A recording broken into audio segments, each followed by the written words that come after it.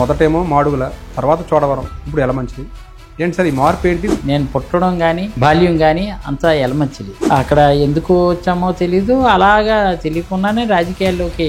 వైఎస్ఆర్ గారి దృష్టిలో ఎలా పడ్డారు సార్? ఒకసారి యాదృచ్ఛికంగా ఫోన్ చేశాను, ఎవరికి కేవీ ప్రాంతం గారు ఫోన్ చేస్తే చెప్పు స్వామి అన్నారు. దయచేసి నాకు అవకాశం అంటే నేను ఇవన్నీ చెప్పేస్తున్నాను. ఓకే ఓకే ఓకే అన్నారు. తీరా చూస్తే ఆ ఫోన్ ఎత్తింది ఎవరైనా. గుర్తుండిపోయిన సంఘటన ఏంటి సార్ వైఎస్ఆర్ గారు? సీఎం గారు చెప్పారు కదనే, మొత్తం 1000 ఇల్లులు ఒకేసారి శాంక్షన్ చేశారు. చేస్తే అప్పుడే చాలా రాజశేఖర రెడ్డితో జగన్మోహన్ రెడ్డితో కంప్లీట్ 5 ఏళ్ళు టెన్యూర్ పనిచేసినటువంటి జిల్లాలో ఇద్దరు వ్యక్తులు ఎవరంటే కన్నబాబు నేను. ఈ లోపుని మిస్ఫేర్ ఏంటంటే DDRs మీటింగ్ అయింది. DDRs మీటింగ్లో సాయిరెడ్డి గారు కూర్చొని ఎందుకు ఆపించారు, అందులో తప్పుంటే తప్పని రిజెక్ట్ చేసేయండి, పెండింగ్ పెట్టకండి, తప్పుంటే నేను నా ముక్కు నేలకు రాసుకుని వెళ్ళిపోతాను. మీ భూముల పక్కన జగన్ స్మార్ట్ సిటీ రావడం వెనక మీరే చక్రం చెప్పారంటారు. జగన్ స్మార్ట్ సిటీ అంటే పూర్మన్నపాలెంలో ఏంటి సార్, మీరు ఫ్లాట్లు ఏవో లేదండి, పూర్మన్నపాలెంలో ఏదైనా కట్టారా సార్? అసలు నాకు పవన్ కళ్యాణ్ని టార్గెట్ చేసుకుని మీ నాయకులు చేసిన విమర్శలు, వైసీపీ కుక్కలు అని మాట్లాడడం, చెప్పు తీసుకొడతానడం, ఇలాంటివన్నీ కొట్టే వాతావరణం చూసి మా వాళ్ళు ఏం చేశారంటే ఇష్టారాధికి వీళ్ళు 4 పెళ్ళిళ్ళు 4 పిల్లలు. ఈరోజు నిన్న బాలకృష్ణ సైకో అని మాట్లాడాడు, అది తప్పు. మెంటల్ స్టెబిలిటీ లేదనేది క్లియర్గా ఆయనకే మెంటల్ స్టెబిలిటీ లేదు. ఆయన కూడా పిచ్చోడు అని వచ్చి, ఎందుకంటే ఆయనకి ఆల్రెడీ పిచ్చి ఉందని సర్టిఫికేట్ ఇచ్చారు. ఈరోజు ఈ పరిస్థితుల్లో కూడా మీకు ఒకటే లెక్క సార్, 2 లక్షల కోట్లు ఈ సంవత్సరం 4 మాసాల్లో ఈ కుట్ర ప్రభుత్వం కాదు పోనీ కూటమి ప్రభుత్వం. తెలుగు భాష మీద అభిమానం మీకు బాగా ఎక్కువ అనుకుంటా. అదివో అల్లదివో శ్రీహరివాసము శాంతహింసలతోడ కాంగ్రెస్ నడిపిన కథన పనికి. పొలిటికల్ మీడియాకి స్వాగతం. నా పేరు వినాయక్. ఈరోజు మన అతిథి వైఎస్ఆర్సీపీ మాజీ ఎమ్మెల్యే కర్ణం ధర్మశ్రీ. ఆయన రాజకీయ ప్రస్థానం ఎలా ప్రారంభమైంది, వైఎస్ఆర్ కాంగ్రెస్ పార్టీలో ఏ విధంగా ఆయన ఎమ్మెల్యే కాగలిగారు, అదేవిధంగా గత 5 ఏళ్ల పాలనలో ఆయన చేసిన అభివృద్ధి ఏంటి, అదేవిధంగా గడిచిన ఏడాది కాలంగా కూటమి పాలన ఎలాగుంది, ఈ విషయాలన్నీ కూడా ఆయనతో మాట్లాడదాం. సార్ నమస్తే సార్. నమస్తే వినాయక్. చోడవరం నుంచి యలమంచిలి కాన్స్టిట్యున్సీకి సంబంధించి ఇన్ఛార్జిగా మిమ్మల్ని నియమించడం ఏంటి సార్? మొదటేమో మాడుగుల, తర్వాత చోడవరం, ఇప్పుడు యలమంచిలి. ఏంటి సార్ ఈ మార్పు ఏంటి, దీనికి వెనకాల కథ ఏంటి అసలు? నా రాజకీయ నేపథ్యం ముందర నాది, నేను పుట్టడం కానీ బాల్యం కానీ అంతా యలమంచిలి. మా సొంత స్వస్థలం ఏదంటే కొత్తూరు, రాంబిల్లి మండలం కొత్తూరు గ్రామం. నేను అక్కడే పుట్టాను, బాల్యం అక్కడే.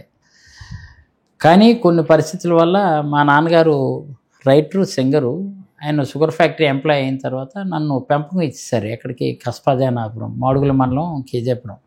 అది మా తాతగారు ఊరు. ఇవ్వడం వల్ల నన్ను పెంచుకున్న నాన్నగారికి పిల్లలు లేకపోవడం వల్ల పెంపకం అవ్వడం, ఆయన ల్యాండ్ లార్డ్ ఆయన. దాని మీద ఆయనకి సహజంగానే నాయకత్వ లక్షణాలు అక్కడ ఉన్నాయి. దాని మీద కొంచెం పెద్దరికంగా ఊళ్ళో ఉండడం వల్ల అలాగా ఎందుకో మరి పెంపకం వల్ల అవ్వచ్చు. ఓన్ ఫాదరు నాన్నగారు కానీ తాతగారు కానీ మున్సీఫ్ గారు ఇక్కడ కానీ ఆర్థికంగా అంత స్తోమత ఉన్నటువంటి వాళ్ళు కాదు. కొంచెం పెంచుకున్న నాన్నగారు ల్యాండ్ లార్డు. దాని మీద అక్కడ ఎందుకు వచ్చామో తెలీదు, అలాగా తెలియకుండానే రాజకీయాల్లోకి నేను యూత్ కాంగ్రెస్ 94లో యూత్ కాంగ్రెస్ జనరల్ సెక్రటరీగా ఉండేవాడిని.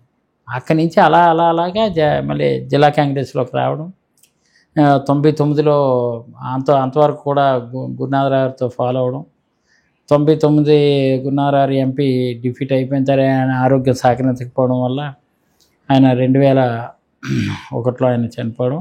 ఈ లోపునే ద్రోణరాజు సత్యనారాయణ గారు ఆయన 98 ఎంపీ ఎన్నికల్లో కలిసిన తర్వాత ద్రోణరాజు గారు ఇంటిమేసి పెరగడం, అలాగే ద్రోణరాజు గారి దగ్గరికి వెళ్ళాక నన్ను యూత్ కాంగ్రెస్ నుంచి జిల్లా కాంగ్రెస్లోకి తీసుకున్నారు. జిల్లా కాంగ్రెస్ జనరల్ సెక్రటరీ నేను, బల్రెడ్డి సత్యారావు గారేమో జిల్లా కాంగ్రెస్ అధ్యక్షులు.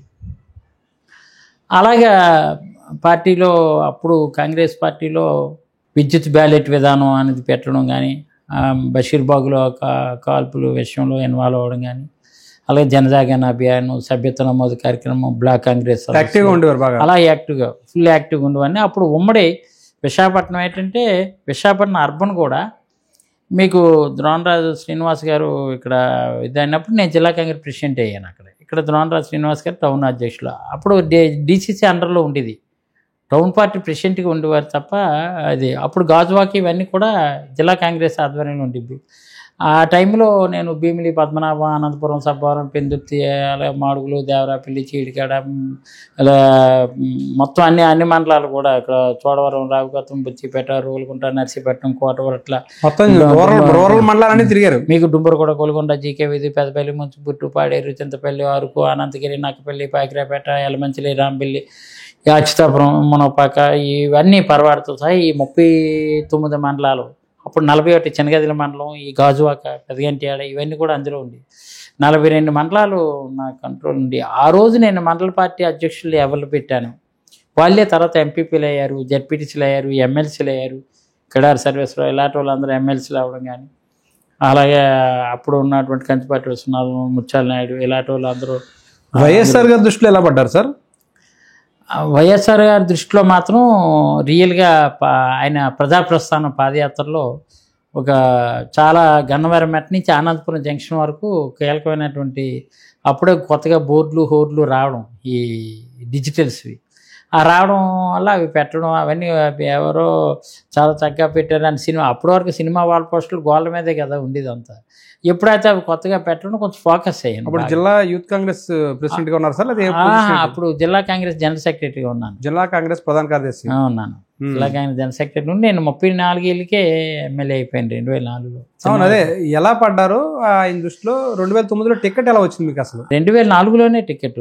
అదే 2004లో ఏంటి రియల్గా పార్టీ, కాంగ్రెస్ పార్టీలో ఏంటంటే ఎఫర్ట్ పెట్టేవాడు ఎవరైనా చూసుకొని అలాగా ఫుల్ ప్లెడ్జ్డ్గా నేను పార్టీ యాక్టివిటీస్కి ఫుల్ టైమ్ పొలిటీషియన్, ఇంకా బాగా ఇన్వాల్వ్ అయ్యేవాడిని. చెప్తున్నాను కదా, ఇంటింటా కాంగ్రెస్ ఇలాంటివన్నీ కూడా, రేషన్ కార్డ్స్ రిక్వైర్మెంట్ ఉందని అవన్నీ కూడా వెళ్ళి ప్రజలకు కావాల్సిన చేయడం, సభ్యత్వాలు చేయించడం, ఇవన్నీ కొంచెం యాక్టివ్ రోల్ ఉండేది. అంటే 2004 ముందు ఆయన పాదయాత్ర చేయడం అంతకన్నా ఆ సందర్భంలో మీరు యాక్టివ్గా ఉన్నారు. అదే సందర్భంలో వైఎస్ఆర్ గారు ఆయన ప్రతిపక్ష హోదాలో ఉన్నారు, రెండో వైపునేమో శ్రీనివాస్ గారు ఏమో పిసిసి ప్రెసిడెంట్గా ఉన్నారు. ఇద్దరు కలిపి నిర్ణయాలు తీసుకునేవారు. ఆ సమయంలో 2004 సందర్భంలో మీకే టికెట్ ఇవ్వాలి అని ఎలా అనిపించింది? దాని వెనకాల ఏదైనా దానికి కారణం ఉంది. అంతవరకు మాడుగుల నియోజకవర్గం వెలమలు కొంచెం ప్రాతినిధ్యం వహించేవారు. అప్పుడు కేకోటపాడు మండలం ఉత్తరాపల్లి కాన్స్టిట్యున్సీ ఉండేది. నేను లక్కీగా ఏం చేశానంటే డోర్ టు డోర్ సర్వే చేయించాను. ఒకరోజు కాపుల కాంగ్రెస్ వెలమల దేశం అనేది ఆంధ్రభూమిలో ఆర్టికల్ దేవకి రాశాడు అనకాపల్లి. అది రాయడం అది కొంత ఉపయోగపడ్డది. ఎందుకు నాకు అది ఉపయోగపడ్డదని కూడా నాకు తెలియదు. ఎట్లా అంటే నేను ఈ సభ్యత్వాలు అవి చేసేటప్పుడు పిసిసి అధ్యక్షులు ఎవరంటే శ్రీనివాస్, ఒక పక్క ఆయన డిఎస్, ఒక పక్క ఇక్కడ వైఎస్, మధ్యలో ఈడిఎస్ ధర్మశ్రీ అని ఈడిఎస్ అని చెప్పేసి ఓఎస్ చాలా బాగుందా అని అనుకుంటారు. వాళ్ళు కొన్ని అలాగే వాళ్ళ దగ్గరికి వెళ్ళి నవ్వించేవాడిని. అప్పుడే పి శివశంకరు ఆయనది ఎక్కడంటే యాక్చువల్ పి శివశంకర్ది మా యలమంచిలి అనమాట. కోరాపుట్టు కొన్నాళ్ళు కోరాపుట్టు వెళ్ళి ఇక్కడి నుంచి వెళ్ళిపోయి అక్కడ మున్నూరు కాపుగా స్థిరపడ్డారు. ఈ నేపథ్యం అంతా ఆయన దగ్గరికి వెళ్ళేటప్పుడు తెలంగాణ నుంచి 7 రికమెండ్ చేస్తే 7లో ఫస్ట్ తెలంగాణ కోస్టల్ ఆంధ్ర నుంచి ఒకే ఒక పేరు, నా పేరు ఆయన రికమెండ్ చేసింది. బట్ ఆ 7కి రాలేదు. నాకు వస్తే అది నాకు రావడానికి కారణం ఏంటంటే అక్కడ డిఎస్ గారు వైఎస్ ఇద్దరు ఉంటే అక్కడ డైరెక్ట్గా టికెట్ డిసైడ్ చేసేటప్పుడు ద్రోణరాజు సత్యనారాయణ గారు వచ్చారు. ద్రోణరాజు గారు ఏంటంటే నా చేతిలో ఏం లేదు, నువ్వు డిఎస్ని కానీ వైఎస్ని కానీ వాళ్ళిద్దరులో ఎవరికి నువ్వు దగ్గర అయితే వాళ్ళకంటే నేను ఈయనతోటి ఉండేవాడిని, ఆయనతో ఉండేవాడిని. అప్పుడు ఒకసారి యాదృచ్ఛికంగా ఫోన్ చేశాను ఎవరికి, కేవీపీ రామచంద్రరావుకి ఫోన్ చేస్తే చెప్పు స్వామి అన్నారు అవతల ఆయన. అంటే సార్ నేను మా మామయ్య గారు బల్రెడ్డి సత్యారావు, ఆయనకన్నా నేను మంచి అనిపించుకుంటాను, దయచేసి నాకు ఒకసారి నాకు అవకాశం ఇవ్వండి. మాడుగుల్లో కొంచెం కాపు కమ్యూనిటీ కూడా ఎక్కువ, కమ్యూనల్గా సీటుగా ఇవ్వాలని అనుకున్నా. బట్ నేను ఏదైనా సరే ఏ కమ్యూనిటీ ఎక్కువైనా సరే నాకు వెల్మాస్ కూడా చాలామంది నన్ను ప్రేమించే వాళ్ళు ఉన్నారు, దయచేసి నాకు అవకాశం ఇవ్వండి అని ఇవన్నీ చెప్పేస్తున్నాను. ఓకే ఓకే ఓకే అన్నారు. తీరా చూస్తే ఆ ఫోన్ ఎత్తింది ఎవరంటే రాజశేఖర రెడ్డి. కేవీపీ గారికి ఫోన్ చేశాను. కేవీపీ గారు ఫోన్ ఆయన లిఫ్ట్ చేశారు. ఆయన ఏదో లోపలికి వెళ్ళి ఉండడం. నేను రాజశేఖర రెడ్డి గారికి చెప్పవలసింది కేవీపీ గారిని చెప్పమని కేవీపీ గారు చెప్తుంటే అది అంతా ఈయన వినేసి ఓకే ఓకే ధర్మ ఓకే ఓకే అని పిలిచారు. అమ్మో రాజశేఖర రెడ్డిలా ఉన్నారు. ఆ వాయిస్ విని అమ్మో రాజశేఖర రెడ్డిలో ఉన్నారని టెన్షన్ పట్టి నేను టక్కని కట్ చేశాను. కట్ చేస్తే మళ్ళీ తిరిగి ఫోన్ చేసి పక్క నవ్వి డోంట్ వర్రీ నేను చూసుకుంటాను అన్నారు. డిఎస్ గారు ఏంటంటే ఒకే ఒక నా పేరు ఒకటే రికమెండ్ చేసి పంపించారు. ఆ పంపించడం వల్ల రెండు అనుకున్నారా సార్? అంటే టికెట్ వస్తుందని ఊహించారు? రాజశేఖర రెడ్డి గారితో మాట్లాడాను అనేది తర్వాత తెలిసింది మీకు మరోవైపు ఏమో డిఎస్ గారు కూడా హామీ ఇచ్చారు, పేరు కూడా పంపిస్తున్నారు తెలుసు. వస్తుంది అనుకున్నారా? టెన్షన్ పడ్డారా? లేదు, టెన్షన్ పడలేదు. నాకు అసలు ఫస్ట్ ఇద్దరికి విశాఖపట్నం జిల్లాలో, అప్పుడు ఉమ్మడి విశాఖ జిల్లా కదా, ఇద్దరు ఫస్ట్ టికెట్స్ డిక్లేర్ అయ్యాయి. ఒకటి విజయరావు గారు పైకిరాపేట, 2 మాడుగులే ఫస్ట్. కాకపోతే ఏంటంటే అన్నీ అనౌన్స్ చేసిన తర్వాత చేద్దామని నాకు ఇన్ఫర్మేషన్ వచ్చి ఇంక డిఎస్ గారు కూడా చెప్పారు, ధర్మ ఫోన్ చేసి కంగ్రాచులేషన్ నువ్వు గెలిచి రావాలి అని ఆయన కూడా చెప్పారు. అంటే కాంగ్రెస్లో బీ ఫారం ఇచ్చినా కూడా వెనక్కి తీసుకున్న సందర్భాలు ఎక్కువ ఉన్నాయి కదా. సో చివరి నిమిషం వరకు టెన్షన్ ఉంటుంది, చిన్న టెన్షన్. సో మరి ఆ టెన్షన్ పడ్డారా అసలు? నేను లక్కీ ఏంటంటే నేను ఢిల్లీ వెళ్ళడం మంచిదైంది. అప్పుడు కొంతాల రామకృష్ణ గారు ఇద్దరికి రికమెండేషన్, ఎవరికి గండి బాబ్జీకిని కన్నబాబుకిని, వాళ్ళిద్దరికి వస్తేనే నాకు టికెట్ వస్తుందని నాకు తెలుసు. అక్కడ వాళ్ళిద్దరికి రావాలని ఒక పక్క నేను ఇట్లా ఎందుకు అంటే ఇక్కడ పెందుర్తి కాన్స్టిట్యున్సీలో ఒకవేళ కాపులకి ఇస్తే మళ్ళీ అక్కడ కాపులకి ఇవ్వరు అన్నది ఒకే ఆస్పెక్ట్. రెండోది ఇక్కడ యలమంచిలి కాపులకి ఇచ్చినా సరే ఈక్వేషన్లో మళ్ళీ అది కాపు అయితే ఎక్కడ ఎగ్గొట్టేస్తారని కన్నబాబు రాజు గారికి ఇవ్వాలి. వాళ్ళ మామయ్య గారు సత్యరాజు గారు నాకు బాగా అటాచ్మెంట్. సత్యరాజు గారు కన్నబాబు రాజు గారి కన్నా అప్పుడు సత్యరాజు గారి అటాచ్మెంట్. కాంట్రాక్ట్ ఉండేవారు, రాజకీయాలు వెనకాల తిరిగేవారు ఉండేవారు. ప్రేమ్ కుమార్ గారని ఆయన యాస్పిరెంట్. లక్కీగా అక్కడ జరుగుతున్నటువంటి ఇన్ఫర్మేషన్ అంతా నేను సత్యరాజు గారికి పాస్ ఆన్ చేసేవాడిని ఢిల్లీలో. అప్పుడు వీళ్ళు కొంచెం జాగ్రత్త పడి ఈయన వెళ్ళి కొంచెం గట్టిగా పట్టుకున్నాడు, కన్నబాబు పట్టుకుంటే. ఆ సమయంలో ఫస్ట్ 2004 ఎలక్షన్స్ అనుకుంటా, ఆయనకి రెండోసారి పోటీ చేయడం, 99లో పోటీ చేసినట్టున్నారు. 2004 మొదటిసారి ఎమ్మెల్యే. మీరు అప్పుడే మొదటిసారి ఆ లక్కీగా వచ్చింది ఆయనకి వస్తే ఇక్కడ ఏమైంది, పైలా అప్లైడ్ గారు ఈయన ట్రై చేశారు. ఇద్దరులో ఎవరికి వచ్చినా పర్లేదు అనుకున్నాను. బట్ బాబ్జీ ఆయన ఏంటంటే కేవలం ఇక్కడ గురుమూర్తి రెడ్డి, ద్రోణరాజు గారు ఏంటంటే ద్రోణరాజు సత్యనారాయణ గారు గురుమూర్తి రెడ్డికి ఇవ్వాలని గట్టిగా ఇక్కడ ఫైట్ చేసేవారు. అక్కడ కాన్సన్ట్రేషన్ అక్కడ పరవాడు ఎవరికి ఇచ్చుకున్నా పర్లేదు, ద్రోణరాజు ఇక్కడ మాత్రం గుడివాడ నాగమణి గారు కాదు ఇక్కడ ఇవ్వాలనేది. అంటే ఇవన్నీ తర్వాత జరిగినటువంటి విషయాలు. ఇక్కడ గురుమూర్తి రెడ్డి మీద గట్టిగా ఆయన కాన్సన్ట్రేషన్ చేయడం వల్ల లక్కీగా బాబ్జీకి అక్కడ రావడం, బాబ్జీకి మాత్రం కొంతాల రామకృష్ణ గారి వల్లే అక్కడ వచ్చింది. ఎప్పుడైతే అక్కడ వచ్చిందో నాకు లైన్ క్లియర్ అయిపోయింది అక్కడ. మళ్ళీ మూడోది అక్కడ బల్లెడి సత్యారికి ఒకటి ఇచ్చి నాకు ఇవ్వడానికి ఈజీగా ఉంటుంది అనమాట. ఇంకా అక్కడ 2004లో మొదటిసారి పోటీ చేశారు, మొదటిసారి ఎమ్మెల్యే అయ్యారు. ఎలా అనిపించింది సార్? రియల్గా సువర్ణ అధ్యాయం అంటే అదేనండి, 2004 నుంచి 2009. నిజంగా ఎమ్మెల్యేకి అంటే ఇంత పవర్ ఉంటుందా అనేది నాకు బాగా అవ్వడం. నేను ఒకసారి వన్స్ ఎష్యూరెన్స్ ఇస్తే అది వెళ్ళి మళ్ళీ 1 వీక్లో మన హైదరాబాద్ వెళ్ళి వచ్చామంటే శాంక్షన్ అనమాట. అలా ఉండేది. రాజశేఖర రెడ్డి గారు కూడా చాలా ఎంకరేజ్ చేసేవారు, చాలా ఇదిగా. అక్కడ ఏంటంటే అప్పుడు కర్త కర్మక్రియ ఈ విశాఖ జిల్లా వరకు వచ్చారు కొనసాల రామకృష్ణ. బట్ నాకు ఒకటికే ఎగ్జామ్షన్. రామకృష్ణ గారికి నాకు కొంచెం చిన్న గ్యాప్ ఉండేది. ఎందుకంటే నేను ద్రోణరాజు సత్యనారాయణ గారితో కొంచెం ఇంటిమేసి ఉండడం వల్ల ఆయన అంతగా నాకు ఎంకరేజ్మెంట్, ఆయన ఓన్లీ బాబ్జీకిని కన్నబాబుకి ఎంకరేజ్మెంట్ ఉండేది. కన్నబాబు రాజుని కూడా అప్పుడు సాడో మంత్రి అనేవారు, మీకు గుర్తుంటుంది. అలా వాళ్ళిద్దరికీ ఎంకరేజ్. అప్పుడు రాజశేఖర రెడ్డి గారు పిలిచి నన్ను అన్నమయ్య అనేవారు. అన్నమయ్య పాత్ర వేశాను బడ్జెట్ సెషన్లో. ఇంకా ధర్మశ్రీ పిల్లడం లేదు, ఎప్పుడు అన్నమయ్య అని పిల్లడమే. అన్నమయ్య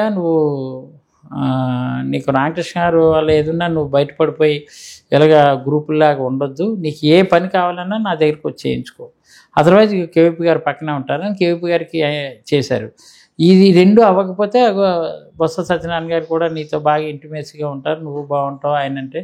అంచేత ఆయన నోటీస్లో పెట్టి ఎప్పుడైనా ఏదైనా అవుట్ ఆఫ్ ఇది ఉంటే నీకు అంచేత 100% నీకు ఎందుకు నువ్వు చెప్పినట్టు కలెక్టరాలు చెప్తారంటే అప్పుడు లక్కీగా సునీల్ శర్మ గారు కలెక్టర్ ఉండేవారు. ఆయనకి స్వయంగా ఫోన్ చేసి చెప్పారు. సునీల్ శర్మ అయిన తర్వాత ప్రవీణ్ ప్రకాష్ గారు వచ్చారు. ప్రవీణ్ ప్రకాష్ గారు కూడా ఫోన్ చేసి చెప్పారు. ఇంకా నాకు ఇంకా అడ్డు లేదు. 2004 నుంచి 2009 సువర్ణాధ్యాయం అన్నారు. వైఎస్ఆర్ గారి పీరియడ్ మీ అందరికీ సువర్ణాధ్యాయం. తొలిసారి ఎమ్మెల్యేలకి ఆయనతోటి అనుబంధం ఎలా ఉండేది సార్? మీరు చాలా first time ఎమ్మెల్యే, attachment మీరు అండి. కావచ్చు, కన్నబాబురాజు గారు కావచ్చు, ఇలా అందరూ తొలిసారి కనబాబు ఎమ్మెల్యేని ఎలా ప్రోత్సహించారు ఆయన? కనబాబురాజు బాబ్జీ ఏంటంటే కొంచెం ఆయన వాళ్ళకి గేట్ నుండి కొనసాగ రామకృష్ణ గారు ఉండడం వల్ల అంటే ఆయన దగ్గర నుంచి ఆయనకి Direct గా access ఉండేది.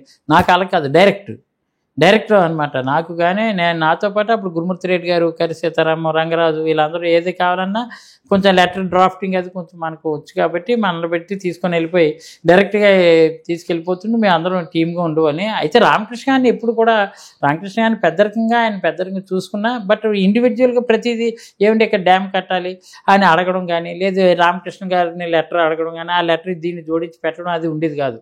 నేను డైరెక్ట్ రాజశేఖర రెడ్డి గారికి ఇవ్వడం, అలాగే ఇక్కడ ఇచ్చేసిన తర్వాత ఇలాగ అడిగానండి, కొంచెం మీరు కొంచెం చెప్పండి అని ఆ మాట అనేవాడిని. అంతే, చెప్తే చెప్పేవారు, లేదు. మీకు గుర్తుండిపోయిన సంఘటన ఏంటి సార్ వైఎస్ఆర్ గారితో?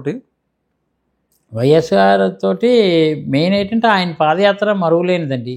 ఇంకా చాలా మంది తర్వాత 5 ఏళ్ళు ముఖ్యమంత్రి 5 ఏళ్ళు ముఖ్యమంత్రిగా ఉండేటప్పుడు మా దగ్గర రైవాడ రిజర్వాయర్ లైనింగ్ ఏర్పాటు చేయడం 22 crores పెట్టి, తర్వాత కోనం రిజర్వాయర్ లైనింగ్ ఏర్పాటు చేయడం, సిమెంట్ లైనింగ్ కాలువలు, చుక్క నీరు వేస్ట్ అవ్వకుండా అని చెప్పేసి ఆ 2. నెక్స్ట్ అప్పట్లో నాకు అన్నిటికన్నా గుర్తుండిపోయింది ఏంటంటే ఓసీ కోటా కింద ఇల్లు నుండి కావండి, ఇందిరమ్మ ఇల్లులు రాజశేఖర రెడ్డి గెలిచిన 2 years తర్వాత వచ్చాయి. మా దగ్గర అంతా ఓసీ కమ్యూనిటీ. దాని మీద ఏంటంటే అక్కడ రాజులకు కానీ, బ్రాహ్మిన్స్ కానీ, వైశ్యాస్ కానీ, కాపులకు కానీ, ఈవెన్ రెడ్లు మాకు తక్కువ కానీ, మొత్తానికి సోకాళ్ళు కర్ణాలు కానీ ఇలాంటి వాళ్ళందరూ కూడా ఓసీ కింద పరిగణించేవారు. అప్పుడు ఆ ఇల్లులు ఉండే కావు. 1000 ఎమ్మెల్యేకి 1000 ఇల్లులు ఇస్తే ఒక 5 ఇల్లులు మాత్రం ఓసీ, 5 ఇల్లులు. మిగిలినవన్నీ 995 ఇల్లులు మాత్రం 100% మిగిలిన ఎస్సీ ఎస్టీ బీసీకి ఇచ్చేవారు. నేను ఫస్ట్ ఆయన కొత్త, నేను ఎమ్మెల్యేగా కొత్త వెళ్ళి, సార్ ఓసీ చాలామంది కమల ఇల్లులు ఉన్నాయండి, మాకు ఎట్టి పరిస్థితుల్లో ఓసీ కమ్యూనిటీకి కావాలంటే ఆయన దీని మీద ఏంటంటే maybe sanctioned is totally considered about set houses అని రాసి సైన్ చేశారు. సీఎం గారు చెప్పారు కదనే మొత్తం 1000 ఇల్లులు ఒకేసారి శాంక్షన్ చేశారు. చేస్తే అప్పుడే చాలా పేరు వచ్చింది నాకు. మొత్తం 4 మండలాలు ఓసీ, అంతవరకు ఓసీ లేవు, ఎప్పటి నుంచి 20-30 సంవత్సరాల నుంచి లేవు. అందరూ ఇల్లులు కట్టుకున్నారు. ఇందిరామ్మ ఇల్లులు రాకముందు భలే ఉన్నాయని మళ్ళీ ఇంకో 1000 పట్టుకెళ్ళాను. అప్పటికి ఆయన తెలిసిపోయింది ఓసీ కోట ఇవ్వకూడదు, అది ఎట్టి పరిస్థితుల్లో ఇంకా అలాగా వద్దు, ఎక్స్క్లూజివ్లీ ఓసీ అని నేను రాయకూడదు, లేదులే నీకు ఒక స్కీమ్ వస్తుంది చెప్తానని చెప్పేసి అప్పుడు 2 yearsకి తర్వాత ఇందిరామ్మ ఇల్లులు రావడం, అందరూ ఎవరంటే వాళ్ళు కట్టుకునే పరిస్థితులు వచ్చాయి. అది మర్చిపోలేనిది ఒకటి. మా దగ్గర సిమెంట్ లైనింగ్ ఏర్పాటు అప్పట్లో 360 కోట్లు తీసుకొచ్చాను మాడుగుల నియోజకవర్గం. ఏంటి సార్?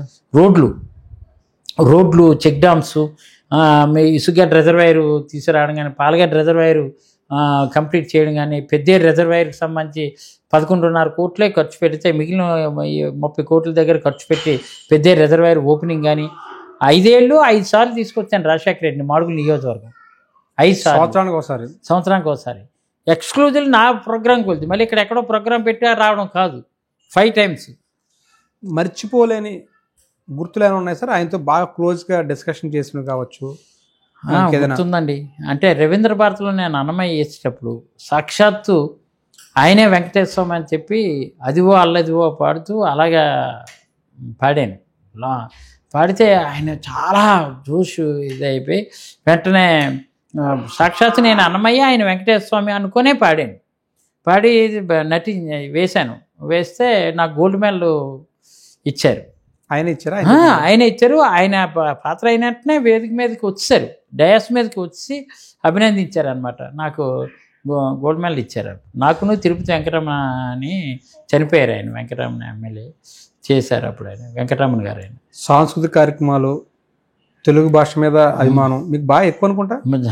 అంటే నేనేమి తెలుగు ఇలాగే నేనేమి పీజీ చేసి తెలుగు అది లేదు, కానీ సరస్వతంగా కొంత సాహిత్యం అంటే ఇంట్రెస్ట్. ఎలా వచ్చింది సార్ అది సాహిత్యం? అంటే మా నాన్నగారి పేరు రామేశ్వర్ అండి, ఓన్ ఫాదరు. ఆయన రైటరు, సింగరు, అద్భుతమైనటువంటి రైటరు, ఆధ్యాత్మిక భక్తి గీతాలే రాసేవారు. మరి ఎందుకో అలాగే వచ్చింది అంతే. అలాగే రాజశేఖర రెడ్డి గారు అయితే రిహార్సల్స్ మాకు సాంస్కృతిక కార్యక్రమాలు ఎవ్రీ ఇయర్ పెట్టేటప్పుడు రిహార్సల్స్ చూడడానికి కూర్చుండేవారు. నా చేత రాజశేఖర నీపై మోజు తెరలేదురా పాట, మదన మనోహర అదే సాకితో అవన్నీ కూడా ఆయన అలాగా ఆయన కొంచెం పద్యాలు అవి కూడా అన్నట్టు ఒక పద్యం ఒకసారి అనమన్నారు. ఏం సార్ అది? ఆ మొఘల్ రణధీరులు తంతియా తోపి ఝాన్సీల స్వాతంత్ర్య సమరదీప్తి తిలక్ దాదా సియాదాసు మాలవ్య మనగాంధి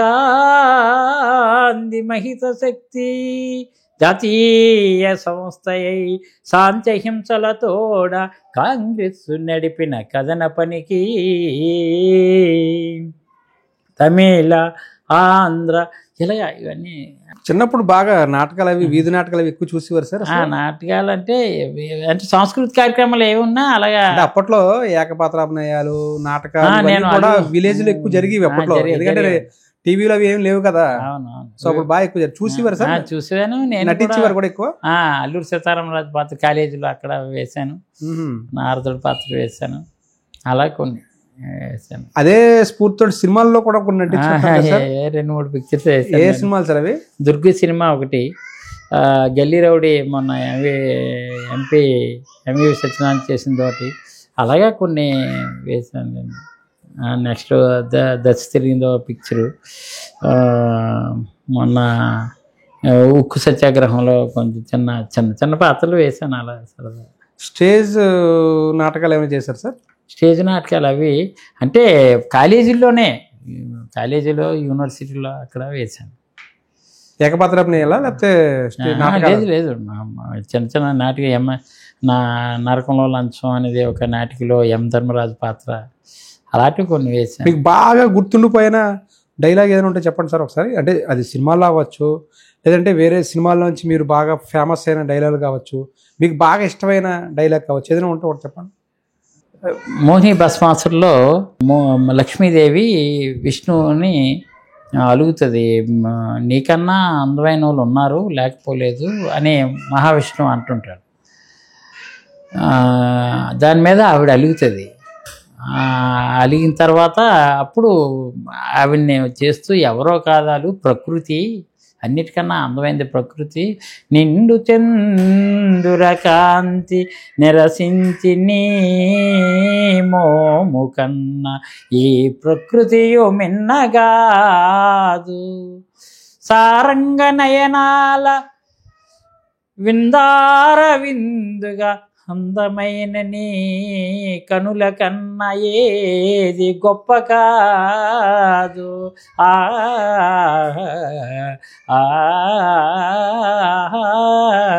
అలా అనమాట. కొన్ని రాజకీయాల్లోకి రాకపోయి ఉంటే కళాకారుడు అయ్యేవారు సార్ లేకపోతే ఏంటి? అంటే అలా కొన్ని అలా యాదృచ్ఛికంగా నాకు వచ్చినవి అంతే. 2004 నుంచి 2009 వరకు ఎమ్మెల్యే సార్. 2009లో మీ టికెట్ మాడుగుల నుంచి చోడవరానికి ఎందుకు మార్చారు అసలు? చోడవరానికి ఏంటంటే అప్పుడు డీలిమిటేషన్లో కేకోటపాడు యాడ్ అవ్వడం వల్ల అప్పుడు బల్లేరు సత్యారావు కూడా నాకు సెంట్రల్ బ్యాంక్ చైర్మన్ ఉంది, అల్లుడు నువ్వు ఇక్కడ రా అన్నారు. తర్వాత కొంతమంది ఉంటారు కదా క్యాడరు, ఆయన కొంచెం ఇచ్చేయడం వల్ల ఆయన సహకరించలేదు, ఆయన టికెట్ ఇవ్వక నాకు ఇచ్చారు. మామయ్య గారికి పర్వాలేదు నాకు చేస్తారని నేను అనుకున్నాను. ఆయన కొంచెం యాంటీ చేయడం వల్ల నేను 600 ఓట్లో డిఫీట్ అయిపోయాను 2009లో. అంటే ఆయన సహకరించలేదు అసలు. రాజశేఖర రెడ్డి గారు పిలిచి నువ్వు వరి అవ్వకు, నువ్వు ఓడిపోయినా 600 ఓట్లు అంటే నథింగ్, గెలిచినట్టు లెక్క అని వెంటనే జిల్లా కాంగ్రెస్ ప్రెసిడెంట్ ఇచ్చారు. ఇచ్చి చోడవరంకి ఇన్ఛార్జిగా చేస్తే అప్పుడైనా సరే 2009 నుంచి 2014 వరకు ఆల్మోస్ట్ సిఐలు కానీ ఎంఆర్ఓలు కానీ ఏ అధికారులని నాకు ఇంకా అధికారం ఉన్నట్టే జరిగింది. తర్వాత రాజశేఖర రెడ్డి గారు దురదృష్టం కొద్ది ఆయన చనిపోవడం, కిరణ్ కుమార్ రెడ్డి గారు కూడా చూసుకుంటేవారు. తర్వాత సెంట్రల్ బ్యాంక్ నిలబడ్డాను. కిరణ్ కుమార్ రెడ్డి గారు నేను బొత్స సత్యనారాయణ గారితో మనిషిని అనుకుని వాళ్ళకి గ్రూప్ రాజకీయాల్లో 1 ఓటు తేడాతో నేను సెంట్రల్ బ్యాంక్ చైర్మన్గా ఓడిపోయాను. కన్వాబు రాజు గారు వాళ్ళ అబ్బాయిని సుకుమారం గారిని నిలబెట్టినట్టున్నారు డీసీబీ చైర్మన్ కింద. అవును, ఆయనకి 28 వచ్చాయి, నాకు 27 వచ్చాయి. ఆ సమయంలో కాంగ్రెస్ లోనే స్ప్లిట్ నడిచింది. అప్పుడు గంటా శ్రీనివాసు, పంచకల్ రమేష్, అవంతి శ్రీనివాసు, ఇక చింతలపూడి వెంకటరామ, వీళ్ళందరూ 4 ఒక పక్క ఉండడం, నేను ఒక పక్క ఉండడం. అదే ఆ ఎపిసోడ్ కూడా కన్వాబు రాజు గారు నాకు మొన్న వివరించారు. ఏంటంటే మొదట ఎవరు డీసీసీబీ చైర్మన్ కింద ఎవరు రాలేదు, పార్టీ అంతా నిర్ణయించుకున్న తర్వాత నన్నే డిసైడ్ చేసుకోమన్నారు, డబ్బులు నువ్వే ఖర్చు పెట్టుకుంటున్నావు కాబట్టి. మా అబ్బాయిని పెట్టిన తర్వాత మళ్ళీ సడన్ గా నాకు తెరమేకి ధర్మశ్రీ గారిని పేరు తీసుకొచ్చారు. నేను ఒకసారి నిర్ణయం తీసుకున్న తర్వాత మళ్ళీ నేను వెనక్కి వేయనని. కరెక్ట్. అది ఆ సమయం నుంచి మీకు ఆ సమయంలో గ్యారంటీ నేను గెలిచేస్తాను. కాకపోతే నా సొసైటీని డిఫాల్ట్ సొసైటీ కింద పెట్టారు. నేను ఏ సొసైటీ నుంచి గెలిచానో సొసైటీ ఎనానమస్ సొసైటీ, టీడీపీ వాళ్ళు కానీ ఎవరు పోటీ పడలేదు. కాకుండా మిగిలినటువంటి 8 సొసైటీలు నేను ఎనానమస్ చేశాను మాడుగుల మండలంలో. ఆ సమయంలో కన్వాబరాజు గారు మీకు ప్రత్యర్థి డీసీబీ చైర్మన్గా మీరు చేసినప్పుడు వాళ్ళ అబ్బాయిని దింపారు బరిలోకి. అవును. మీరు కాంగ్రెస్ తరఫున అధికారికంగా నిలబడ్డారు, ఆయన కాంగ్రెస్లోనే వ్యతిరేకంగా పార్టీకి నిలబడ్డారు. అదే వ్యక్తి ఇప్పుడు మిమ్మల్ని యలమంచిలి నియోజకవర్గానికి ఎలా తీసుకొచ్చారు? నాకు అంటే ఒకటే నాయక్, రియల్గా నాకు శత్రువులు, పొలిటికల్గా శత్రుత్వాలు ఎవరితో నేను ఉంచుకోను, పెంచుకోను. అందుకని ఏంటంటే తర్వాత విశేషం ఏంటంటే కన్నబాబు గారు నేను ఒకసారి రాజకీయాల్లోకి వచ్చాం, ఒకసారి ఎమ్మెల్యే అయ్యాం. ఆయన 5 సార్లు ఎమ్మెల్యే పోటీ చేసి నేను 5 సార్లు. రాజశేఖర రెడ్డితోటి జగన్మోహన్ రెడ్డి గారితో, రాజశేఖర రెడ్డితో జగన్మోహన్ రెడ్డితో కంప్లీట్ 5 ఏళ్ళు టెన్యూర్ పనిచేసినటువంటి జిల్లాలో ఇద్దరు వ్యక్తులు ఎవరంటే కన్నబాబు నేనే. ఆయన చాలా క్లారిటీగా చెప్పారు, నాకు కర్ణం ధర్మశ్రీని తప్పితే ఎవరిని ఇన్ఛార్జిగా వేసిన నేను ఒప్పుకునేది లేదు, అదే ధర్మశ్రీ గారిని మాత్రమే మా యలమంచిలో తీసుకురండి అన్నారు. అంటే మీ సొంత ప్లేసు, సొంత ఊరు, బంధుగానం అంతా అక్కడే ఉంది, అత్తవారిది అక్కడే. అదే ఆలోచన, సేమ్ రాంబిల్లి మండలం దిమ్మిలి. అదే ఆలోచనతో ఆయన తీసుకొచ్చారు. అదే ఆలోచనతో ఆయన కూడా జగన్మోహన్ రెడ్డి గారు ఎప్పుడైతే ధర్మ నువ్వు యలమంచిలి కాన్సన్ట్రేషన్ చేయన్నారో దానికి ఆయన దృష్టిలో, ఆయన నోటీసులో పెట్టండి సార్. మరి బల్రెడ్డి సత్యారావు అలాగే జరిగింది. నా సొంత నియోజకవర్గం, నేను పుట్టింది అక్కడైనా, అత్తవారిది అక్కడైనా, బంధుగానం అక్కడైనా, నా కాంగ్రెస్ పార్టీ నుంచి ఉన్నటువంటి సన్నిహితులు, స్నేహితులు, ఆ క్యాడర్ అందరూ నాకు ఎంత తెలిసినా కన్నబాబు గారు చెప్పండి, కన్నబాబు గారిని పిలిస్తే కన్నబాబు గారు కూడా ధర్మ అయితేనే కరెక్టు. ఎందుకంటే ఎక్కడి నుంచి వచ్చినటువంటి వాళ్ళు అయితే ఇక్కడ ఉన్నటువంటి ఆచారాలు, అలవాట్లు, అక్కడ ఉన్నటువంటి మనుషులకి తెలియదు. ఈయనైతే కొత్తగా పరిచయం చేయక్కర్లేదు, అందరికీ అవగాహన ఉంది. నాకన్నా వాళ్ళ అత్తగారు, వాళ్ళ మామగారు ఎవరైతే ఉన్నారో ఆయన అన్నారు, నాకన్నా మా అత్త మామలతో కూడా ధర్మశ్రీకి బాగా క్లోజు, వాళ్ళు స్వర్గస్థులైనా మా కుటుంబంతో కూడా బాగా పరిచయం ఉంది. ధర్మ 2029 ఎన్నికల్లో మీరు యలమంచిలి నుంచి పోటీ చేస్తారా, చోడవరం నుంచి పోటీ చేస్తారా? యలమంచిలి, పక్కగా యలమంచిలి. ఇంకా యలమంచిలి నుంచే పోటీ చేయబోతున్నారు. నేను చోడవరం నుంచి పోటీ చేయను. చోడవరం నుంచి పోటీ నేనే కదా అసలు అమర్ని, చోడవరంకి అమర్కి ఇవ్వండి, లేకపోతే జగన్ గారు అయితే ఇక్కడ ఇంకో దగ్గర అర్బన్లో ఎక్కడైనా గాజువాకలో పోటీ చేసేవాడు, గాజువాక్ కానీ ఈస్ట్ కానీ భీమిలి కానీ చూడు అని అన్నారు. ఆయనకి రూరల్ మీదే ఇంట్రెస్ట్ ఉంది. ఉంటే మా చోడవరం ఇవ్వండి, డెఫినెట్గా గెలిపిస్తాను, గెలిచే బాధ్యత నాది, మేము గెలిచి వస్తాం అని చెప్పి నేను పార్లమెంట్కి అనుకున్నాను. ఎప్పుడైతే మళ్ళీ లేదు ఆ పార్లమెంట్కి తర్వాత చూద్దాము, యలమంచిలికి మంచి క్యాండిడేట్ కావాలి, నువ్వే డిజర్వ్డ్ క్యాండిడేట్ అని చెప్పడం, దానికి నేను కూడా నాకు ఇష్టం అని చెప్పాను. అయితే కన్నబాబుతో ఒకసారి మాట్లాడి ఆయన ఓకే అంటే, నాకు ఓకే అంటే కన్నబాబుని పిలిచి చెప్పారు. కన్నబాబు కూడా పూర్తిగా మర్మం లేకుండా అని చెప్పారు. మా ఇద్దరికి అలా తేడా లేదు. 2009లో మీరు ఓడిపోయారు, 14లో కూడా ఓడిపోయారు, 14 400 ఓడిపోయాను. 2 సార్లు కూడా తక్కువ తేడాతోటే ఓడిపోయారు. 2019లో మళ్ళీ రెండోసారి గెలిచాను. 2019లో ముందు మీరు ఎప్పుడు సార్ వైఎస్ఆర్ కాంగ్రెస్ పార్టీ చేరింది? 2014లోనే వైఎస్ రాజశేఖర రెడ్డి, వైఎస్ జగన్మోహన్ రెడ్డి గారే 2014లో నాయనతో ఎలా ట్రావెల్ చేస్తావు, నాతో ట్రావెల్ చేయి, నీకు ఎందుకు, నువ్వు గ్యారెంటీగా రేపు గవర్నమెంట్ మంది వస్తుంది, నా పక్కన నువ్వు ఉంటావు అని చెప్పడం, మాడుగులు చోడవరం గెలవాలి మరి అని అన్నారు. అంటే అక్కడ ముచ్చెల్లాడు, అక్కడ అప్పటి వరకు మంగపతి అన్నారు, తర్వాత మాడుగులు ముచ్చెల్లాడికి మీరు ఎవరికట్టే ఇవ్వండి, 2 గెలిచి వస్తా అన్నాను. దురదృష్టం కొద్దీ నేను ఓడిపోయాను. అటువైపు మా కేడర్ అందరూ కూడా నాయుడికి చేశారు, ఆయన గెలిచారు. గెలిచిన తర్వాత మరి ఆయన గెలిచి అది నేనే గెలిపించాను ఇక్కడ అంటే, మరి అక్కడ గెలిపించావు మరి ఇక్కడ ఎందుకు ఓడిపోయాను అంటారని నేను ఇంకా ఏదో నా యోగం లేక ఓడిపోయాను అనుకున్నాను. తర్వాత 2014 నుంచి ఇంకా పార్టీ యాక్టివిటీస్లో గట్టిగానే మళ్ళీ తిరిగాను. 2019లో మీరు వైఎస్ఆర్సీపీ నుంచి గెలుపొందిన తర్వాత కాపుల కోటాలో ఉత్తరాంధ్రకు సంబంధించిన నాయకుడిగా మొదటి నుంచి అటు కాంగ్రెస్ కావచ్చు, ఇటు వైఎస్ఆర్సీపీలో కూడా మొదటి నుంచి యాక్టివ్గా ఉన్నా, మీకు వస్తుందని అందరూ ఊహించారు మంత్రి పదవి. అవును. ఎందుకు సార్ మొదటి దఫా రాలేదు? 2వ దఫాలో చూస్తే కనుక ఈ ఉమ్మడి జిల్లా నుంచి చూసుకుంటే గుడివాడ అమర్నాథ్ గారు ఒకవైపు కాపు కోటాలో ఆయన దక్కించుకున్నారు, ఇంకోవైపునేమో జలమ కోటాలో ముత్యాలనాయుడు దక్కింది. మీకు రాకపోవడానికి కుట్రలైనా జరిగాయి సార్? తెరవని కారణాలు ఏంటి? ఫస్ట్ టైం ఏంటంటేనండి, యాక్చువల్గా నాకు 100% ఉన్నటువంటి వాళ్ళు ఈ జిల్లాలో అందరికన్నా రాజశేఖర రెడ్డి ఫ్యామిలీతో ట్రావెల్ చేసింది నేను ఒక్కనే సార్. 2014లో కన్నబాబు కూడా టీడీపీకి వెళ్ళారు. నేను ఏ పార్టీకి వెళ్ళలేదు. రాజశేఖర రెడ్డి ఫ్యామిలీతో కాంగ్రెస్, తర్వాత వైఎస్ఆర్ కాంగ్రెస్ తోటే ఉన్నాను. 100% నాకు వస్తుందని నేను ఎక్స్పెక్ట్ చేశాను. విజయవాడ క్లబ్లో కూడా సాయిరెడ్డి గారు చెప్పారు, ధర్మ నీ పేరు పరిగణలో తీసుకుంటున్నారు, డెఫినెట్గా నీకు వస్తుంది అని చెప్పారు. నేను చాలా ఆ విషయం ఎవరికి చెప్పకు, సార్ అనౌన్స్ చేసా కానీ ఆల్ ఆఫ్ సడన్ ఎల్లుట క్యాబినెట్ కూర్పనగా ఈవేళ ఈవినింగ్ కొంచెం ఇక్కడ అవంతి శ్రీను అమరావతి అప్పుడు ఎంపీగా పనిచేసిన రవీంద్రబాబు ఆయన్ని కూడా తీసుకొచ్చారు కదా, అని చేత ఫస్ట్ టైము అవంతికి వస్తున్నారు, సెకండ్ హాఫ్ నీకు ఇస్తాము అని అన్నారు. ఎవరు? సాయిరెడ్డి గారు. చివరి నిమిషంలో మారింది అంటే సెకండ్ హాఫ్ ఇవ్వడం ఏంటన్నాను, ఎందుకంటే 2.5 yearsకి చేంజ్ చేస్తారు క్యాబినెట్ అనేది నాకు ఐడియా లేదు.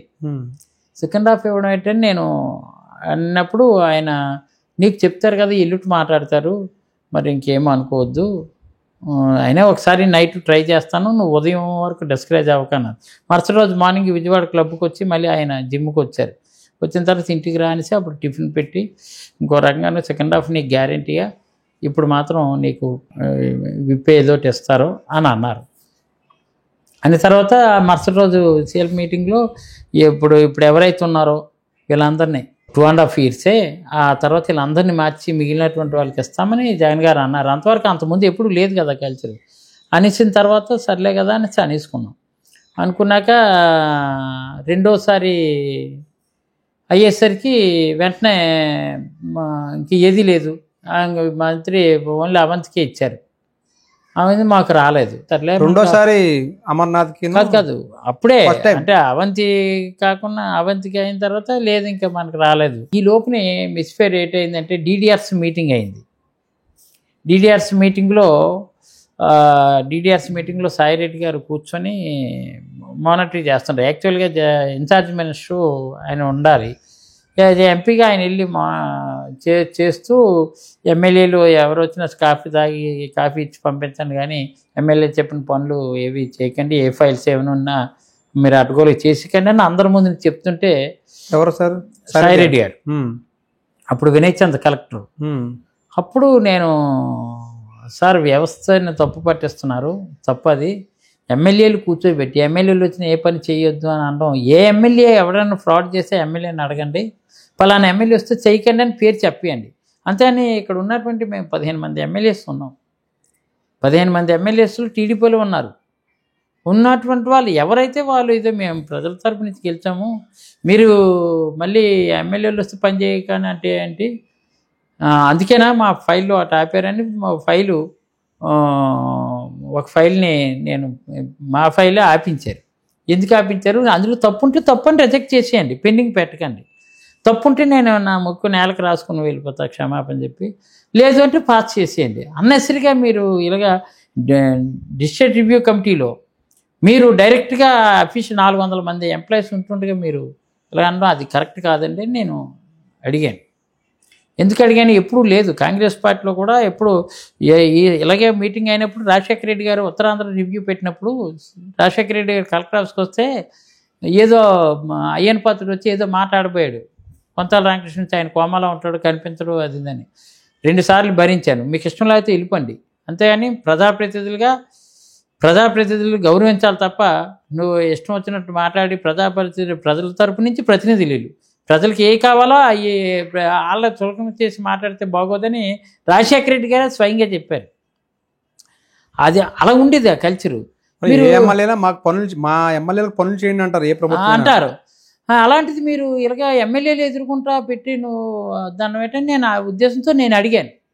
అడిగితే అది మనసులో పెట్టుకొని నాకు ఏప్రిల్లోనో మేలోనో అయింది.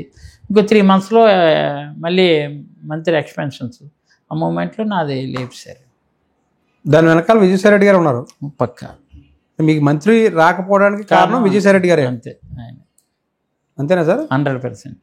మరి అది అప్పుడు విషయం వెంటనే తెలిసి నాకు జగన్ గారు ఫోన్ చేసి కొంచెం డిస్కరేజ్ అయినప్పుడు జగన్ గారు ఏమో సజ్జల రామకృష్ణారెడ్డి గారికి ఫోన్ చేసి ధర్మ ఏమనుకోవద్దు, నీకు జిల్లా అధ్యక్షులు ఇచ్చి విప్పిస్తున్నాం, ఇంకో రకంగా ఇదవకు, 100% విప్ ఉంటే మీ ఈక్వల్ టు మంత్రే కదా, నా మాట విను అని చెప్పేసి ఫస్ట్ ఇమీడియట్గా అదే రోజు మరుసటి రోజు డీసీసీ ప్రెసిడెంట్ అనౌన్స్ చేశారు. జిల్లా వైఎస్ఆర్ కాంగ్రెస్ ప్రెసిడెంట్ అనౌన్స్ చేసి అనౌన్స్ చేసిన మళ్ళీ 4 రోజుల్లోనే విప్పు విత్ క్యాబినెట్ అందరిలోనూ ప్రశ్నించిన వల్ల సాయిరెడ్డి గారు మనసులో పెట్టుకున్నారు. ఆ తర్వాత మాట్లాడేవారు సార్ మీతోటి లేదా? మాట్లాడి వెళ్ళి నేను ఏదన్నా సరైన రెస్పాన్స్ ఉండేది కాదు. అక్కడ నుంచి ఆయనకి మీకు మధ్యలో గ్యాప్ కొంచెం పెరుగుతూనే వచ్చింది. గ్యాప్ ఏమీ లేదు. మళ్ళీ ఆయనకి నాకు ఇటువంటి ద్వేషం లేదు. ఆయనకి ఏంటంటే ఒక్కొక్కరి మీద ఒక్కొక్క అభిప్రాయం ఉండేది. సత్యబాబు గారితో క్లోజ్గా ఉంటున్నాను అని చిన్న అక్కసోటి. సత్యబాబు గారు ఏంటి, అది రాజశేఖర రెడ్డి గారే చెప్పారు, ఇందా చెప్పాను మాటల్లో. ఏదైనా ఇబ్బంది ఉంటే తర్వాత ఇంకా నాకు ఇక్కడ నేను క్లియర్ చెప్పాను, సార్ ఈ పార్టీలో జగన్మోహన్ రెడ్డి గారు తర్వాత మీరే, మాకు ఆర్సీ గారు రీజనల్ కోఆర్డినేటర్ ఉన్నారు కాబట్టి మీరే, మీ ఇద్దరే, ఇంకా అంతమించి నాకేమీ కాదు. ఎమ్మెల్యేలు కలుసుకునే అవకాశం ఉండేది సార్ కనీసం? ఇక్కడ ఎవరు మీ రీజనల్ కోఆర్డినేటర్ ఉన్న విజయసాయి రెడ్డి గారిని ఏం కాదు అపాయింట్మెంట్ కట్టించారు, మీతో మాడేవారు కనీసం? కొంతమంది షోకాల్డ్ బిజినెస్ ఎంటర్ప్రైనర్స్ కొంతమంది ఉన్నారు ఇక్కడ, వాళ్ళకే ఎక్కువ ప్రయారిటీ ఉండేది కానీ మాకు ఉండేది కాదు. ఎమ్మెల్యేలను కనీసం పట్టించుకున్నారు కదా సార్? అంత ఉండేది కాదు. ఎవరో ఒకరిద్దరితో తప్ప ఎవరితో అంత క్లోజ్గా ఉండేవారు కాదు. నాగిరెడ్డి గారు లాంటి వాళ్ళు ఒకరిద్దరితో కొంచెం క్లోజ్గా ఉండేవారు. కనీస అంటే ఒక ఎమ్మెల్యే అంటే ప్రజలు ఎన్నుకున్న ప్రజాప్రతినిధి కింద ఆ నియోజకవర్గం ప్రతినిధి, అలాంటి వ్యక్తికి కనీస గౌరవం కానీ మర్యాద కానీ చాలా 2 years బాగుండేవారు, చాలా మంచిగా ఉండేవారు. ఎందుకో తర్వాత క్వశ్చన్ చేశానని తర్వాత అంటే సార్ జగన్ గారు దెబ్బలాడారు, తప్పది, ప్రజాప్రతినిధిగా ధర్మశ్రీ ఎప్పుడు కోపడ్డం చాలా మంచిది, ఆయన క్లియర్ కట్గా కోర్టు జడ్జిమెంట్ అన్నీ ఉన్నా ఆ ఫైల్ నువ్వు ఎందుకు కాప, అసలు నువ్వెందుకు కానీ దెబ్బలాడారు. దెబ్బలానే ఆయన మారలేదు. మీకు సాయిరెడ్డి గారికి చిచ్చుపెట్టిన ఫైల్ ఏంటి సార్ అసలు? మాది యాక్చువల్గా ఎక్స్ మ్యాన్ కోటాలో ఎప్పుడో నేను కొండ్రు మురళి గారు ఆ రాజుగారు కలిపి ఎక్స్ మ్యాన్ కోటాలో 2014లో ల్యాండ్ కొన్నాం.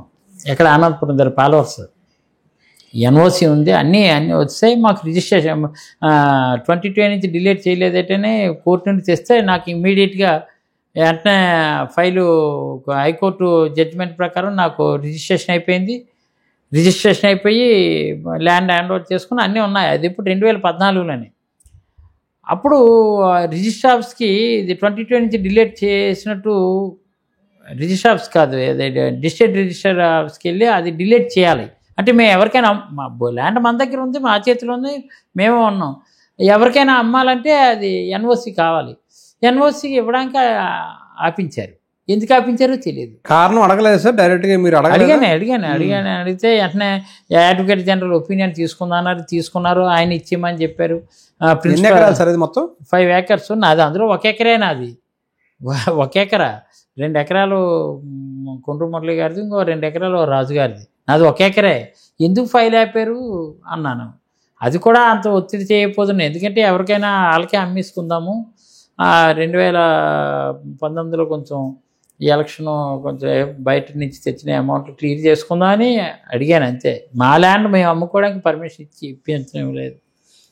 మీకు సాయిరెడ్డి గారితో అప్పటికే కొంత గ్యాప్ వచ్చింది పాలవలస భూములకు సంబంధించి. అదే పాలవలస భూముల పక్కన జగనన్న స్మార్ట్ సిటీ ఎలా వచ్చింది సార్? అసలు అక్కడే ఎందుకు వచ్చింది అసలు? మీ భూముల పక్కన జగనన్న స్మార్ట్ సిటీ రావడం వెనక మీరే చక్రం తిప్పారంటారు, మీ భూములు రేటు పెంచుకోవడానికి. నాకు తెలియదు సార్. మీరు ఇప్పుడు అంటుంటే జగనన్న స్మార్ట్ సిటీ అంటే ఏంటి, అక్కడ ఇల్లులు అవినా లేఅవుట్లు? కాదండి, అది నాకు ఐడియా లేదు, నాకు తెలియదు.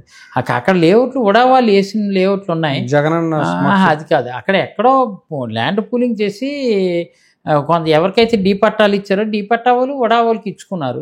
ఉడావాళ్ళు 900 గజాలు ఎంత ఇచ్చి మిగిలింది గవర్నమెంట్ చేసుకుని ఉడావాళ్ళు అమ్ముకున్నారు. మనకు దానివల్ల మనకేం కలిసి వస్తుంది? మనకేం కలిసి రాదు కదా. జగనన్న స్మార్ట్ సిటీని అక్కడ తీసుకురాలేదు సార్ అసలు? లేదు. మీరేమో అపోజిషన్లో ఉన్నారు, 19 నుంచి 24 వరకు అధికారంలో ఉన్నారు. జగన్మోహన్ రెడ్డి గారు కేవలం కొంతమంది అధికారులతోటి మాత్రమే మాట్లాడేవారు, ఎమ్మెల్యేలను కలుసుకునేవారు కాదనేది చాలామంది చెప్తున్నారు. మీకు ఎలా ఉండేది సార్ ఇంటిమేషన్? నాతో జగన్మోహన్ రెడ్డి గారితో ఎప్పుడు బాగుందండి. ఇప్పుడు ఆయన నా వరకు వచ్చేసరికి ఎప్పుడు నాకు ఇంటర్వ్యూ ఇవ్వకపోవడం కానీ లేకపోతే అలాంటిది ఏం లేదు.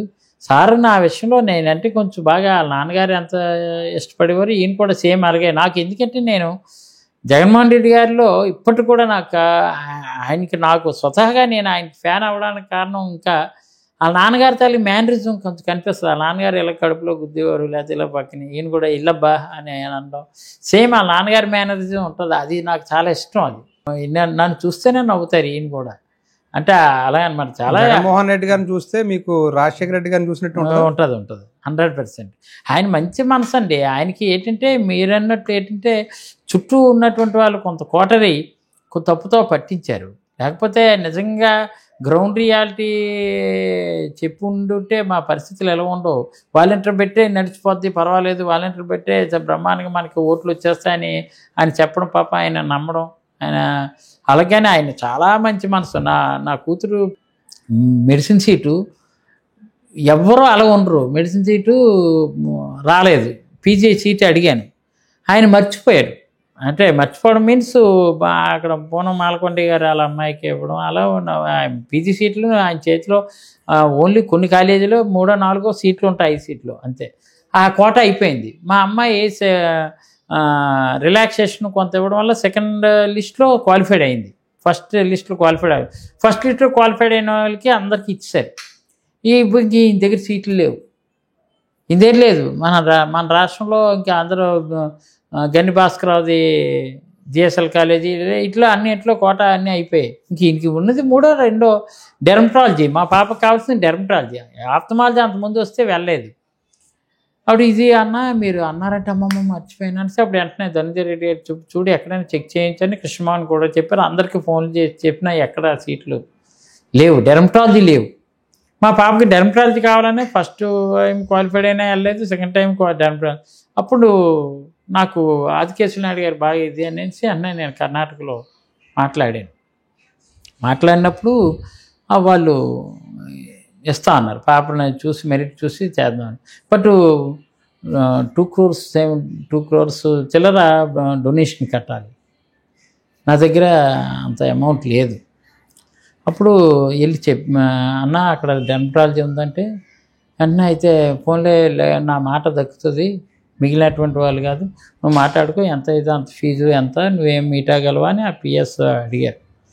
మరీ 2 కోట్లు మీరు కట్టేయండి అంటే అనలేం కదా, 50% మీట్ అవ్వగలనంటే అన్న మిగిలిన 50% నేను ఒకసారి చెప్పాను, పాపను చదివించన్నా, చదువు ముఖ్యం అని నేను చెప్పేసి అసెంబ్లీ సెషన్ అవుతుంది, నేను కట్టడం కోసం మళ్ళీ రెండోసారి కదపలేదు.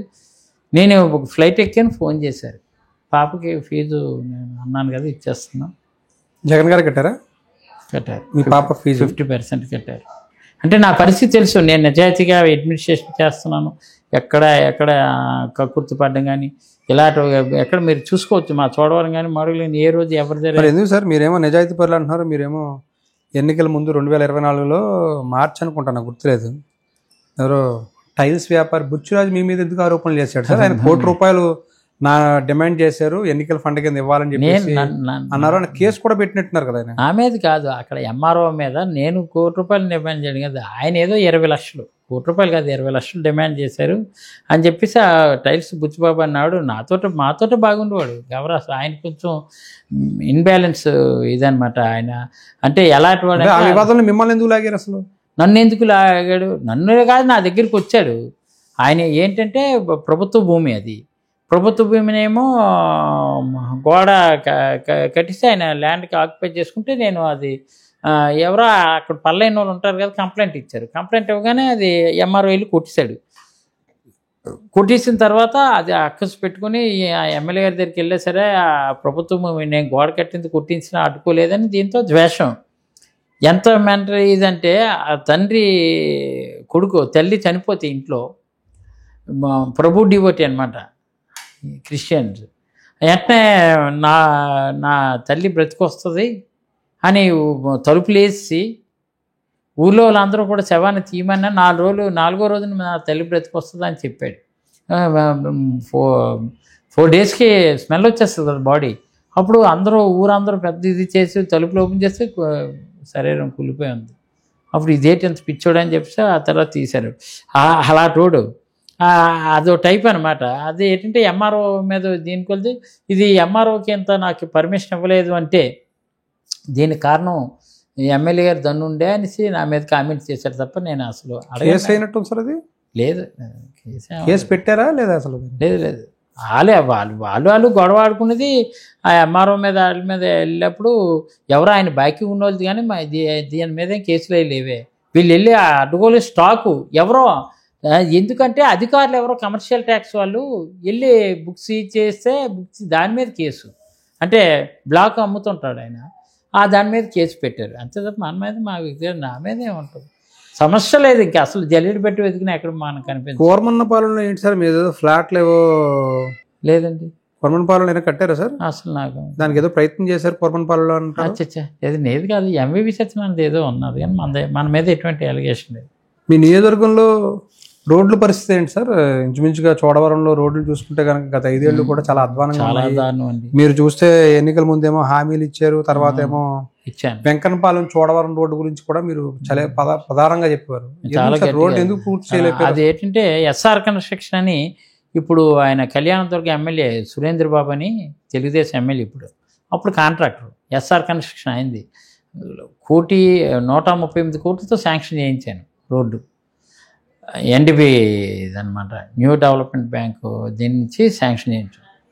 వాడు ఎంత అసలు పిక్కది తక్కువకి ఇప్పించాను. నెక్స్ట్ ఆ లేబర్ని ప్రొవైడ్ చేయించాం. ఎంత చేయమన్నా ఆ రోజు నుంచి ఈ రోజు వరకు చేయలేదు కాదు కదా. పెద్ద రోడ్డు అంతా స్పాయిల్ చేసి పారేశాడు. నేనే 2 కోట్లు నా సొంత డబ్బు నా బ్లడ్ ఇచ్చి కొన్న అక్కడక్కడ గొయ్యిలవి కప్పించి ఇవన్నీ చేశాను. అదే కాంట్రాక్టర్ ద్వారా కూడా 68 లక్షలు ఇచ్చి ఆ కాంట్రాక్టర్కే డబ్బు ఇచ్చి చేయించాను. ఇప్పుడు ఆ డబ్బులు అడిగితే నేను వర్క్ 2021 తారీఖు రేట్లు నాకు వర్కౌట్ అవ్వదు, నేను వదిలేస్తున్నాను, నేను నీకు ఇవ్వలేనని ఆయన అంటుండు. ఇవ్వట్లేదు. ఇప్పటికీ రోడ్లు అంత దారుణంగా ఉన్నాయి. నిన్న ఒకరు చనిపోయారు కూడా విజయరామరాజపేటలో ఒక బాయ్. అది ఇంకా తెలుగుదేశం కూటమి ప్రభుత్వం వచ్చిన తర్వాత ఈ సంవత్సరం 4 మాసాలు కూడా రోడ్ల కోసం మినిమం పట్టించుకోలేదు. జగన్మోహన్ రెడ్డి గారు ఉండేటప్పుడు నేను షుగర్ ఫ్యాక్టరీ కోసం అక్కడ చోడవరం చక్కెర కర్మాగారం చాలా మా అందరికీ అన్నం పెట్టే ఫ్యాక్టరీ పెద్దకి అన్నం పెట్టేశారు అప్పుడే తెలుగుదేశం అయ్యంలో 2014-2019. దానికి అన్నం పెట్టిన ఫ్యాక్టరీకి కన్నం పెట్టడమే కాక రైతులు సున్నం కూడా రాశారు. అలాంటి వాళ్ళందరూ కూడా ఈరోజు నేను ఏం చేశానంటే 89 కోట్లు తీసుకొచ్చాను. 89 కోట్లు తీసుకొచ్చి 5 ఏళ్ళు కూడా ఎటువంటి ఇబ్బంది లేకుండా, రైతులు బాకీ లేకుండా, కార్మికులకి బాకీ లేకుండా 89 కోట్లు తీసుకొచ్చి ఫ్యాక్టరీని ఆదుకున్నాం. ఫ్యాక్టరీని ఒక ట్రాక్లో పెట్టాను. ఈ ఏడాది సెప్టెంబర్ 30 తారీఖు కల్లా జనరల్ బాడీ మీటింగ్ పెట్టాలి. ఇప్పుడు రేపు 30ని ఇప్పుడు జనరల్ బాడీ మీటింగ్ పెట్టట్లేదు. లాస్ట్ ఇయర్ క్రషింగ్ చేసినటువంటిది 34 కోట్లు రైతాంగానికి డబ్బు చెరుకు తోలేసుకున్నారు, పంచదార తీసేసుకున్నారు, పంచదార దిగుమతి చేసుకొని పంచదార అమ్మేసుకున్నారు. ఆ డబ్బులు వచ్చాయి. బట్ రైతులకి 34 కోట్లు ఇంకా బాకీ ఉండిపోయింది. బాకీ ఇవ్వలేదు. రేపు ఫ్యాక్టరీ ఓపెన్ చేస్తారో లేదో తెలీదు. జనరల్ బాడీ కండక్ట్ చేయలేదు. నేను 89 కోట్లు తెచ్చాను. కనీసం 9 కోట్లు కూడా ఈ కూటమి నాయకులు షుగర్ ఫ్యాక్టరీని పూర్వవైభవాన్ని తీసుకొస్తా అన్నారు. ఏంటి వైభవం లేదు, వైరాగ్యం తప్ప వైభవం కనిపించలేదు అక్కడ. ఒక సౌభాగ్యంగా ఉన్నటువంటి ఫ్యాక్టరీని అభాగ్యులుగా చేసి ఈరోజు రైతులకి పట్టుకొట్టి రైతులకి అన్యాయం చేసినటువంటి కూటమి ప్రభుత్వం.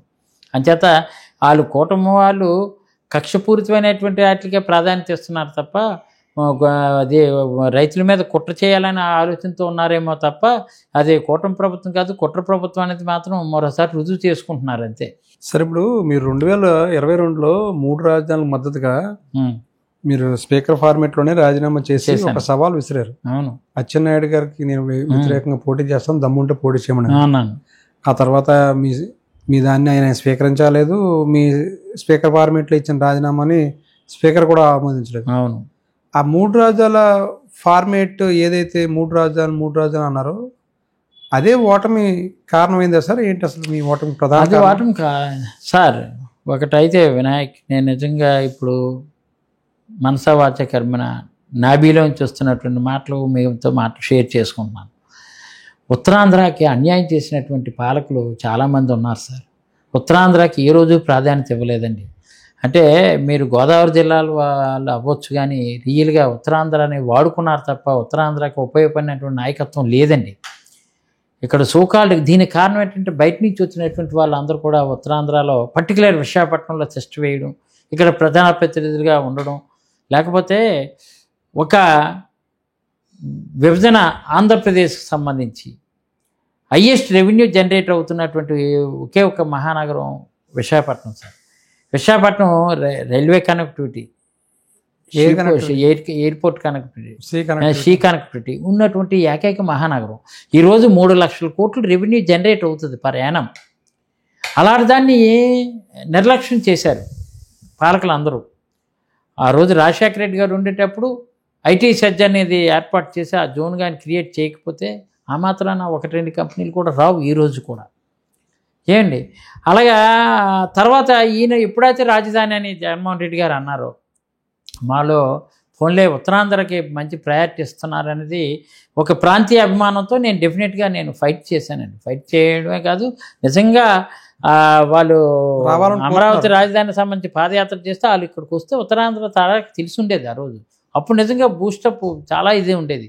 మాకు ఉత్తరాంధ్రలో రాజధాని వస్తుందంటే నిజంగా సార్ విశాఖపట్నానికి అన్ని ప్రభుత్వాలు చేయలేవండి, అన్ని ప్రభుత్వాలు చేయలేవు, ఏ ప్రభుత్వాలు కూడా. కొంత ఆ ఇన్ఫ్రాస్ట్రక్చర్ మనం క్రియేట్ చేయగలిగితే ఆటోమేటిక్గా మహానగరం డెవలప్ అవుతుంది. ఈరోజు అక్కడ ఉంది మైహోమ్ వాళ్ళు కానీ, అపర్ణ వాళ్ళు కానీ, హైదరాబాద్లో ఆ రోజేమో outer ring road Rajasekhara Reddy గారు ఔటర్ రింగ్ రోడ్ చేయాలన్న ఆలోచన కాదు, దాని కాంపన్సేషను, ల్యాండ్ ఎక్విజేషన్ ఇవంతా రాజశేఖర రెడ్డి గారు చేసి పేమెంట్ చేశారు కాబట్టి ఔటర్ రింగ్ రోడ్ నుంచి ఈరోజు చూడండి మీకు న్యూయార్క్లో కనిపిస్తుంది ఐరేజ్ టవర్స్. అది ఎవరు ప్రభుత్వాలు కట్టలేదు. ఐరేజ్ టవర్స్ ఎవరు కట్టారు? మైహమ్మోడో లేకపోతే అపర్ణవాడో ఎవరో రకరకాల ఉన్నటువంటి బిల్డర్స్. అలాగే కొంత క్రియేటివిటీ రాజధాని అని అనేసి కొంత మనం ఇక్కడ ఉందండి, అనకాపల్లి నుంచి ఆనందపురం వరకు 6 lanes, ఇప్పుడు 25 నిమిషాలు వెళ్ళిపోతున్నాం. అది చేశారు. అలాగే ఇంకా ప్రైవేట్ వాళ్ళకి అవకాశం, ఒక రాజధాని అని బూస్టప్ రాగానే ఆటోమేటిక్గా ఇవన్నీ విశాఖపట్నం ఒక ఎలివేట్ అయ్యి ఉండేది. కానీ దానికి ప్రాధాన్యత ఇవ్వకపోవడం వల్ల మేము ఏం చేసామంటే మాకు రాజధాని రావాలనే ఉద్దేశంతో ఆ రోజు స్పీకర్ పార్లమెంట్లో నేను రాజీనామా చేశాను. చేసి పంపిస్తే నన్ను స్వయంగా ఇచ్చి ఇమ్మని అన్నారు తమ్మినేని సీతారాం గారు. నేను స్వయంగా అయితే నేను వచ్చేస్తానన్నాను. ఇస్తానన్నప్పుడు అది నేను రెడీ అని చెప్పాను. ఆ తర్వాత మధ్యలో అది అర్ధాంతరంగా ఆగిపోవడం, వాళ్ళు పాదయాత్ర ఆగిపోవడం, అయిపోయిన తర్వాత సర్లే మన గవర్నమెంట్ వచ్చేస్తున్నప్పుడు, రాజధాని వస్తున్నప్పుడు మనం ఎందుకు ఇంకేటనేసి నేను అక్కడ ఆ తర్వాత ఫోర్సు అటు నుంచి నాకు ఫోర్స్ రాకపోవడం, నేను కూడా ఇంక సరే ఎలక్షన్ దగ్గరికి వస్తుందని ఊరుకోవడం జరిగింది. బట్ ఉత్తరాంధ్రకి అయితే మాత్రం పాలకులు అందరూ అన్యాయం చేశారు. ఈరోజు ఉత్తరాంధ్రకి రాజధాని ఉంటే మాత్రం డెఫినెట్గా ఇక్కడ ఉన్నటువంటి వాళ్ళకి ఉపాధి అవకాశాలు, ఉద్యోగ అవకాశాలతో పాటు రాష్ట్రానికి రెవెన్యూ కూడా జనరేట్ అవుద్ది. ఈరోజు ఆంధ్రప్రదేశ్ ఉమ్మడి ఆంధ్రప్రదేశ్లో ఉండేటప్పుడు హైదరాబాద్ మందని అనేటప్పుడు ఈ రెవెన్యూ లోటు ఎంత ఉండేది కాదు. ఇప్పుడు ఎట్లా అయింది, ఇడిపోవడం వల్ల అన్యాయం అయిపోయింది. ఎవరంటే ఆంధ్ర ప్రజలు అన్యాయం అయిపోయారు. ఈరోజు ఆంధ్రప్రదేశ్ అన్యాయం, తెలంగాణకే ఉంది, బ్రహ్మాండం ఉంది కదా. తెలంగాణ చూడండి, తెలంగాణ వెళ్తే వేరే కంట్రీ వెళ్ళినట్టు ఉంటుంది. అలాగా వాళ్ళకి ఆ సోర్స్, వాళ్ళ ఇన్కమ్ అంతా అక్కడే, అప్పుడు మనకి ఆస్తులు వాళ్ళకే అయిపోయాయి. మీరు 3 రాజధానులు అన్నారు, కర్నూలులో హైకోర్టు అన్నారు, విశాఖ ఏమో పాలనా రాజధాని ఉంటుందన్నారు, శాసనసభ రాజధానికినేమో అమరావతి ఉంటుందన్నారు. కానీ 5 ఏళ్ళు గడిచిపోయింది, కానీ రాష్ట్రానికి రాజధాని లేకుండా చేశారని ఒక ఆరోపణలు అయితే మీరు ఎదుర్కొంటున్నారుగా. కొన్ని పరిస్థితుల వల్ల మనకి ఏంటంటే కరోనా రావడం వల్ల 2 ఏళ్ళు చాలా ఇబ్బందులు పడ్డాం సార్. అయినప్పటికీ కూడా సంక్షేమానికి ఒక్కొక్కరితో ఒక్కొక్క ఏజెంట్లో ఉంటుంది. 2,78,000 కోట్లు సంక్షేమానికి ఖర్చు పెట్టినటువంటి మహనీయుడు జగన్మోహన్ రెడ్డి గారు. ఆ పరిస్థితి 2 సంవత్సరాలు అలా అయిపోయింది, కాలగర్భంలో కలిసిపోయింది. ఇంకా మిగిలినటువంటి 3 సంవత్సరాల్లో ఈ రాజధాని పోరాటం కూడా చేసినా సరే మనం ఈసారి సెకండ్ గ్యారెంటీగా ఆయనే ప్రమాణ స్వీకారం, ముఖ్యమంత్రి ఇక్కడే ప్రమాణ స్వీకారం చేస్తారు, ఇక్కడే రాజధాని వస్తుందని మేము అనుకున్నాం. కానీ దురదృష్టం ప్రజలు విశ్వాసంలోకి తీసుకోకపోవడం, కొన్ని వాలంటీర్ వ్యవస్థ లాంటి కొన్ని లోపాల వల్ల మేము వెనక్కిపోవడం, మరి అది మాయ జరిగిందో మోసం జరిగిందో తెలియదు. కానీ వాలంటీర్ వ్యవస్థ మీకు నష్టమే జరిగిందండి. అంటే ఏ విధంగా మీకు అసలు?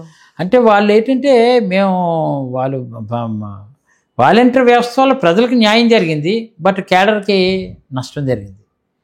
ప్రజలకి న్యాయమే జరిగింది. బట్ అది విశ్వాసం లేదు. క్యాడర్ డిస్కరేజ్ అయిపోయారు. క్యాడర్ ఎవరు కూడా మన చేతుల మీద జరగలేదు, మన లీడర్షిప్ నాయకత్వం సన్నగిలిపోయిందని చెప్పి క్యాడర్ కూడా ఫుల్ పేజెడ్. ఆ విషయాలన్నింటినీ ఇప్పుడు ఓడిపోయిన తర్వాత జగన్మోహన్ రెడ్డి గారి దృష్టికి తీసుకెళ్ళడం, వాలంటీర్ వ్యవస్థ లోటుపాట్లు అన్నింటినీ చర్చించడం జరిగింది సార్. 100%. నిన్న కూడా మాట్లాడారు కదా. అంచేతే మనం మా సంస్థాగతమైన నిర్మాణం మనం గట్టిగా చేసుకోవాలి. కార్యకర్త ద్వారానే ఈసారి అన్ని పనులు చేయాలి. కార్యకర్త హృదయనాడికి అనుగుణంగానే మనం ముందుకెళ్ళాలి. మనం అప్పుడైతే రాష్ట్రాన్ని యూనిట్గా తీసుకొని బటన్ నొక్కే కార్యక్రమం చేసుకోవాలి. ఇప్పుడు గ్రామాన్ని యూనిట్గా తీసుకొని కేడరు, కార్యకర్తలు, అధికారి, అక్కడ ప్రజాప్రతినిధి ఉండి కూర్చోబెట్టి మనం లబ్ధిదారులు ఎంపిక చేసి వాళ్ళకి పంపిణీ చేసే విధానం ముడిపెట్టాలి. అంచేత ఇంక భవిష్యత్తులో మళ్ళీ మొన్న జరిగినటువంటి ఎక్కడైతే మనకి ప్రయోజనంగా లేకుండా కొన్ని నష్టం జరిగిందో దానికి అవి సవరించుకొని ముందుకెళ్ళాలి. గ్రామస్థాయి నుంచి కార్యకర్తలు బిల్డప్ చేయాలి, కార్యకర్తకి ప్రయారిటీ ఇవ్వాలి అనేది నిర్ణయానికి జగన్ గారు వచ్చారు. 151 సీట్లు రికార్డు స్థాయిలో మీరు సాధించారు సార్. 2019 నాటికి 24కి వచ్చేటప్పటికి కేవలం 11 సీట్లు మాత్రమే వచ్చాయి. ఏంటి సార్, అంటే భారీ విజయం నుంచి భారీ పాతాళానికి ఎలా పడిపోయారు సార్ అసలు? మీకు తెలియదేముందండి, అంటే జనరల్గా కేంద్ర రాష్ట్ర ప్రభుత్వాలు రకరకాలుగా ఈ పవన్ కళ్యాణ్, కొంతమంది వ్యక్తులు టీడీపీ నాయకులపై చేసినటువంటి కామెంట్లు ఇవన్నీ కూడా కొంచెం వాళ్ళకి అనుకూలం అయ్యాయండి. వాళ్ళకి వ్యక్తిగత విమర్శలు మీకు జనరల్గా వ్యక్తిగత విమర్శలు ఎక్కడ చెయ్యం, కానీ ముగ్గురు నలుగురు చేశారు. అలాగా చేయడం అది మాకు నష్టం కలిగింది, అందులో ఎటువంటి సందేహం లేదు.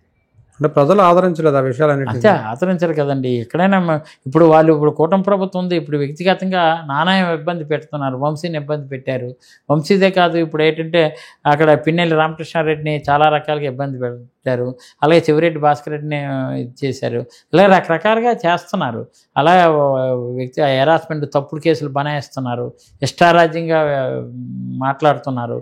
ఇవన్నీ కూడా అవి కూడా వాళ్ళకి ప్రతిబంధకాలుగా తయారై వాళ్ళ మీద వాళ్ళ బాణాలు వాళ్ళకే గుచ్చుకుంటాయి. అందులో ఎటువంటి ఆలోచన లేదు. అంతే ప్రజాదరణ అంతగా ఉంది. రోజు రోజుకి వైఎస్ఆర్ కాంగ్రెస్ పార్టీ గ్రాఫ్ పెరగడానికి, కానీ మేము పబ్లిక్లోకి వెళ్తే మా పట్ల మమ్మల్ని మీరు ఈ పని చేయలేదు అనడానికి లేదు కదండి. ఇప్పుడు సూపర్ 6 అన్నారు, అది ఒకటే అమలు చేయలేదు.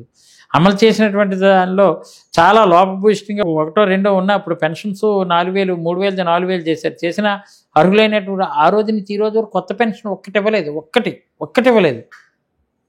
కొత్త పెన్షన్ అప్పుడు పాత పెన్షన్లు ఏవి ఉన్నాయో అవి తప్ప కొత్త పెన్షన్లు మేము అలా కాదు. ఎవ్రీ జూలై, ఎవ్రీ డిసెంబర్ కల్లా కొత్త పెన్షన్స్ అదనంగా ఇచ్చేవాళ్ళం.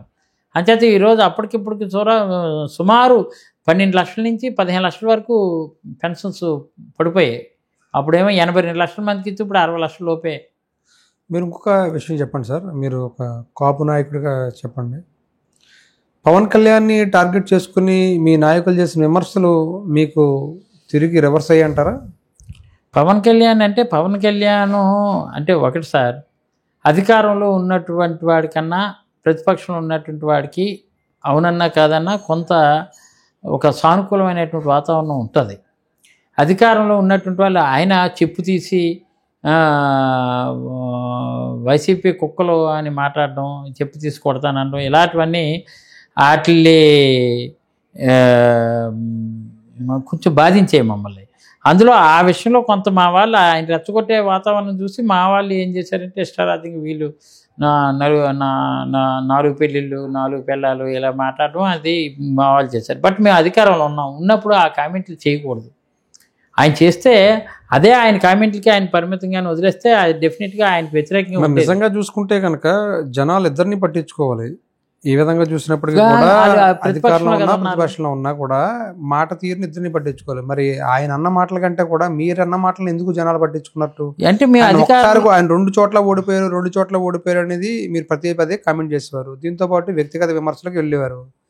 చివరికి ఒకసారైనా ఆయన గెలిపించాలి అని ప్రజలకి ఎందుకు అనిపించలేదు? మీకు ఒక విషయం చెప్పమంటారా? చెప్పు తీసి చూపించాడు, అది మంచిదా కాదు? అది ఎవరు ఒప్పుకోరు. వైసీపీ కుక్కలే అన్నారు, మేము కుక్కలమా? కాదు.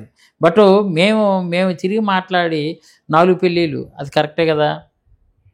మేము నిజాలే మాట్లాడాం, బట్ నిజం మాట్లాడిన ప్రజలు యాక్సెప్ట్ చేయరు. నిజమే మాట్లాడాం, 2 చోట్ల ఓడిపోయాడు నిజం, 4 పెళ్ళిళ్ళు నిజం. బట్ అవి మనం మీడియా ముఖంగా ప్రజలకి నెగిటివ్ ఎస్టాబ్లిష్మెంట్ చేయకూడదు. అందుకే ప్రజలు యాక్సెప్ట్ చేయలేదు. అది నిజమైనా కొంత ఒక రకంగా ఉండాలి తప్ప బహిరంగంగా చెప్తే అది యాక్సెప్ట్ చేయరండి.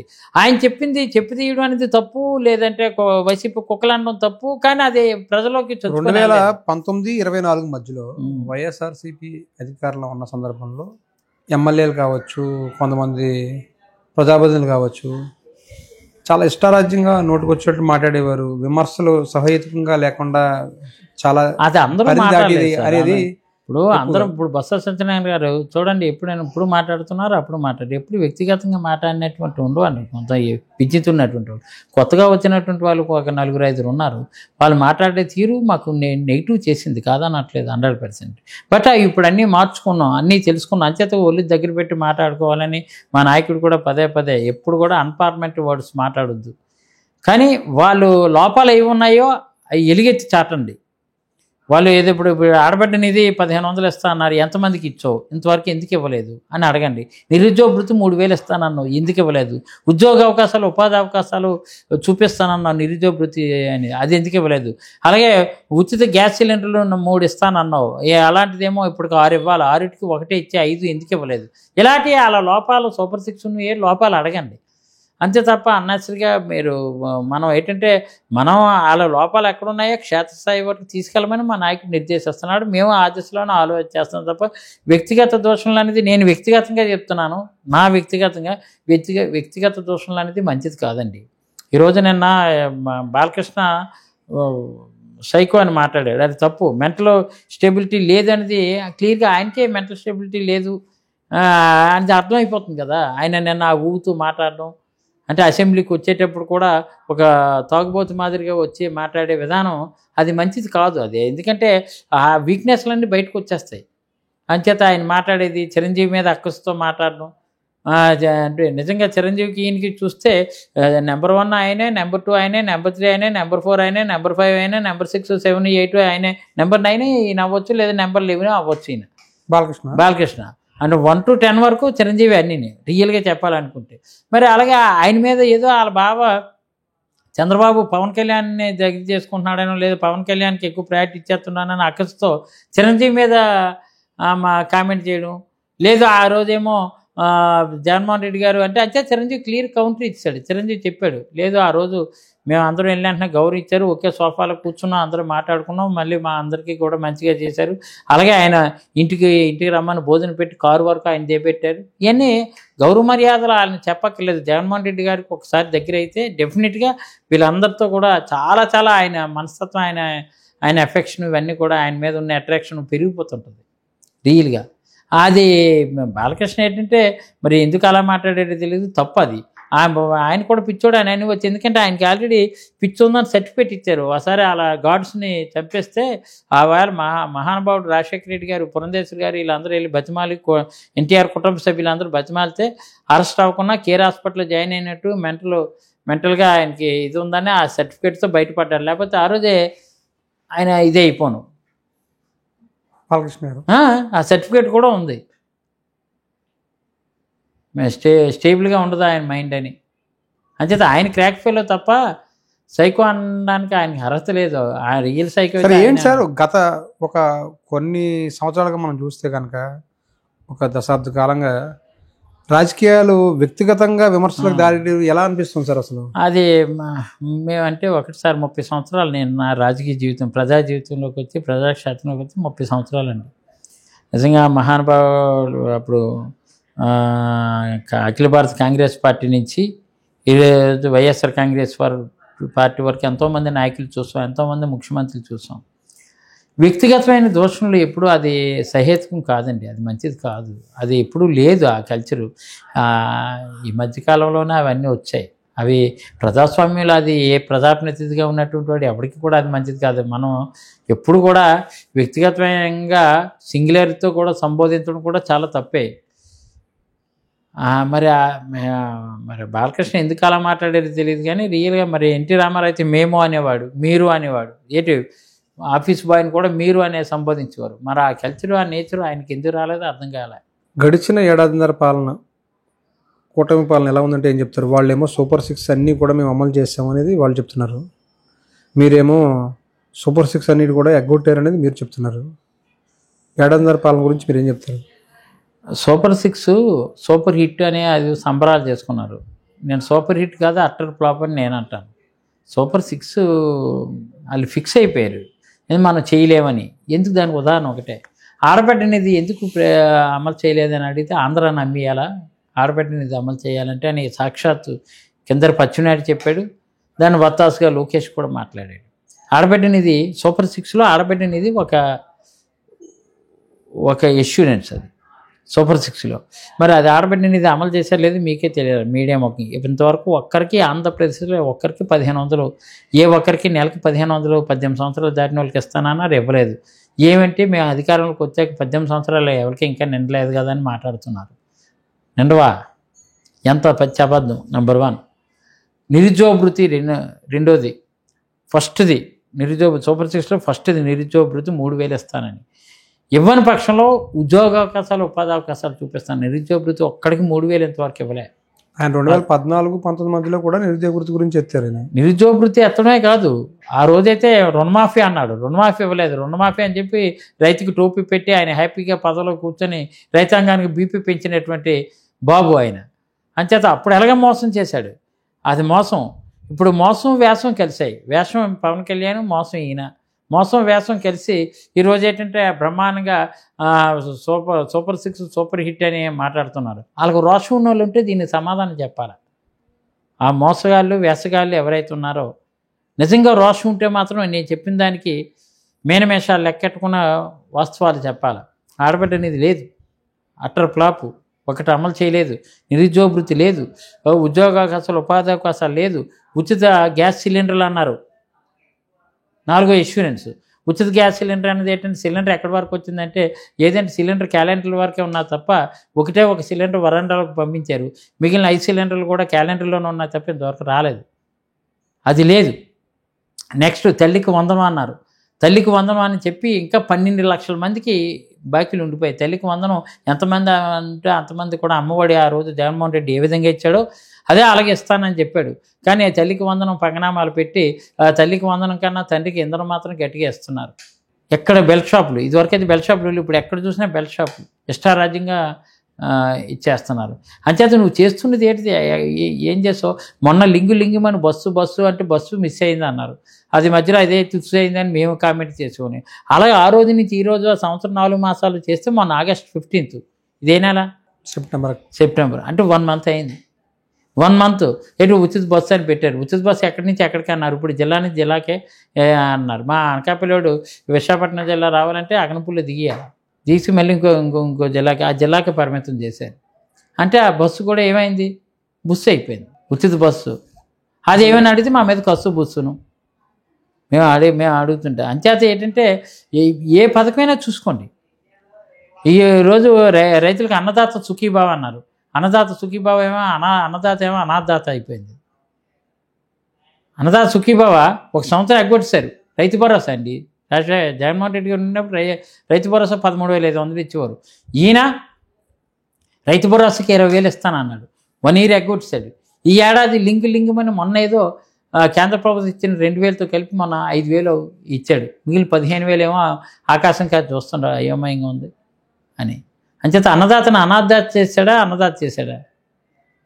అది అంచేత వీళ్ళు ఈ నేతలు మాట్లాడుతున్నటువంటి వాళ్ళందరూ కూడా వాళ్ళ మాటలు చూస్తే రోతలు వస్తుంటాయి తప్ప, వాళ్ళు గట్టిగా మాట్లాడితే వాళ్ళ నోట్లంటే బూతులు వస్తున్నాయి తప్ప వాళ్ళ చేతుల్లో మాత్రం చూపించి అన్నదాతను ఆదుకోవాలనే ఆకాంక్ష కానీ లేదు. అది ఇంకా పెన్షన్లు ఏమో అందరికీ అర్హులైన వాళ్ళందరూ పెన్షన్లు ఇస్తున్నామని చెప్పారు. 4,000 పెన్షన్ ఇస్తా అన్నారు. 3,000 నుంచి 4,000 మేమే ఇస్తా అన్నాం. కానీ ఆ పెన్షన్ అనేది పెన్షన్ కావాలంటే పెన్షన్ అర్హత ఉన్నటువంటి వాళ్ళందరూ టెన్షన్ పడుతున్నారు తప్ప శాంక్షన్ అయితే ఇంతవరకు ఒకటి లేదు. శాంక్షన్ ఒకటి లేదు. మీరు చెప్పేదాని ప్రకారం సూపర్ 6 ఎక్కడ అమలు కావట్లేదు సార్. స్వామి ఏది లేదు కదా. ఎక్కడ చేస్తే పెన్షన్ 4,000 ఇస్తున్నారు అనుకుందాం. 4,000 ఇచ్చింది ఎంతవరకు కొత్త పెన్షన్ ఒకటి ఇవ్వలేదు కదా. ఒక్కటి కొత్త పెన్షన్ అనేది ఎంతవరకు ఒకటి ఇవ్వలేదండి. రేపు ఏంటి ఒక 6 నెలలు పోయాక 1 ఇయర్ పోయాక ఇంకా అలాగే చచ్చిపోయిన వాళ్ళు అందరూ ఉంటారు కదా. ఇవన్నీ పోగేసి నేను ఒకేసారి 5 లక్షల మందికి పెన్షన్లు ఇస్తున్నానని సంబరాలు చేసుకోవడానికి తప్ప, వీళ్ళు డబ్బా చెప్పుకోవడానికి తప్ప, ఈరోజు ఎట్టి పరిస్థితుల్లో కూడా మీకు ఒకటే లెక్క సార్, 2 లక్షల కోట్లు ఈ సంవత్సరం 4 మాసాల్లో ఈ కుట్ర ప్రభుత్వం పోనీ కూటమి ప్రభుత్వం మీ భాషలో చెప్పాలనుకుంటే 2 లక్షల కోట్లు అప్పు చేసి దేనికి ఖర్చు పెట్టారంటే రెండిటికి. ఒకటేమో అవినీతి, 2 అమరావతి. అమరావతి కూడా ఇంకా ఏమి అక్కడ ఏమి అది మాటలు పైకి మాటలు అమరావతి, మూటలేమో తెలుగుదేశం నాయకులకి కూటమి నాయకులకి. అమరావతికి కూడా కేంద్ర ప్రభుత్వం పైనుంచి లోన్ తీసుకురావడం, కేంద్ర ప్రభుత్వ సహకారంతో మేము ప్రపంచ బ్యాంక్ నుంచి లోన్ తీసుకొస్తున్నాం అని చెప్తున్నారు. దీంట్లోంచి మేము ఎక్కడ సంక్షేమ పథకాలకు ఎక్కడ ఇవన్నీ వాళ్ళ భూములు వాళ్ళ ఆస్తులు కాపాడుకోవడానికే అమరావతిని ఏమో ఏదో ఒక బూత్లా చూపించి ఏదో చేయడానికి వాళ్ళు లబ్ధి చేకూర్చుకోవడానికి తప్ప ఇంతవరకు అయితే 2 లక్షల కోట్లు ఏ పథకాలకు ఇచ్చారండి చెప్పమనంటే పలానా పథకానికి మేము చెప్తాం. 2,78,000 కోట్లు ఆ రోజు జగన్మోహన్ రెడ్డి గారు హయాంలో ఖర్చు పెట్టింది ఏ పథకానికి ఎంత ఇచ్చామో లెక్కలతో సహా ఇన్ని వేల కోట్లు.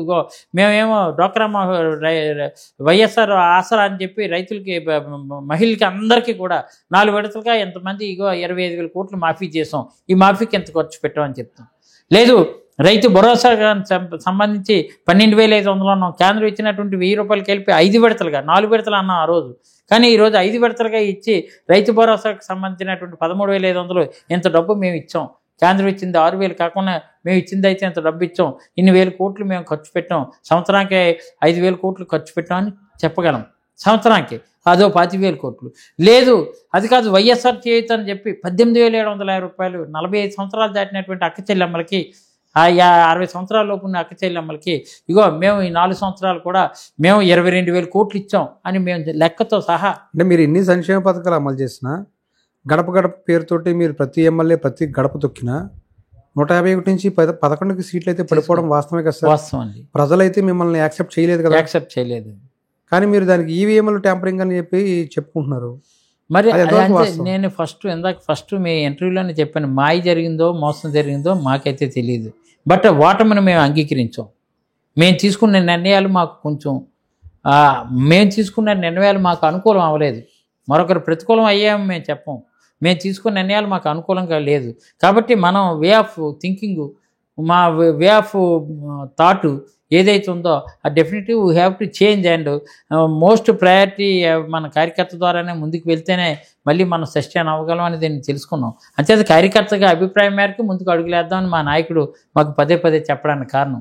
గత 5 ఏళ్లలో లోకేష్ తన పాదయాత్రలో రెడ్ బుక్ అని రాసుకోవడం, మా మీద అక్రమంగా కేసులు బనాయించే ఆఫీసులు ఎవరిని వదిలిపెట్టడం అనేది ఆయన చెప్పుకొచ్చారు. ఇప్పుడు మీరేమో డిజిటల్ బుక్ అంటున్నారు. నిన్న డిజిటల్ బుక్ కూడా జగన్మోహన్ రెడ్డి గారు ఓపెన్ చేశారు. కార్యకర్తగా ఎవరైనా అక్రమ కేసులు బనాయిస్తే ఆ అధికారిని రిటైర్ అయిపోయినా సప్త సముద్రాల అవతల ఉన్నా కూడా తీసుకొచ్చి చట్టం ముందు నిలబెడతా ఉన్నారు. ఏంటి సార్ ఈ రెడ్ బుక్ ఏంటి, డిజిటల్ బుక్ ఏంటి? అంటే కొంతమంది ఇప్పుడు జనరల్గా ఏంటంటే అధికారులు గతంలో కాస్త మేము మా పాలన అవ్వచ్చు, మేము రాజశేఖర రెడ్డితో కూడా చేసాం కదా, తర్వాత చంద్రబాబు నాయుడు కూడా గత పాలన చూసాం కదా, చంద్రబాబు నాయుడు కూడా అలా చేసాడని మేము చెప్పం. ఎవరికైనా మా వాడికి న్యాయం చేయమంటాం, మా వాడికి అదర్వైజ్ పోనీ సాయం చేయమంటాం, ఇంకొకరికి అన్యాయం చేయమని అనం. పరిపాలన డెమోక్రసీ సిస్టంలో మన ఇద్దరం ఏదో గొడవాడే ఉంది, మనం అధికారంలో ఉన్నామండి.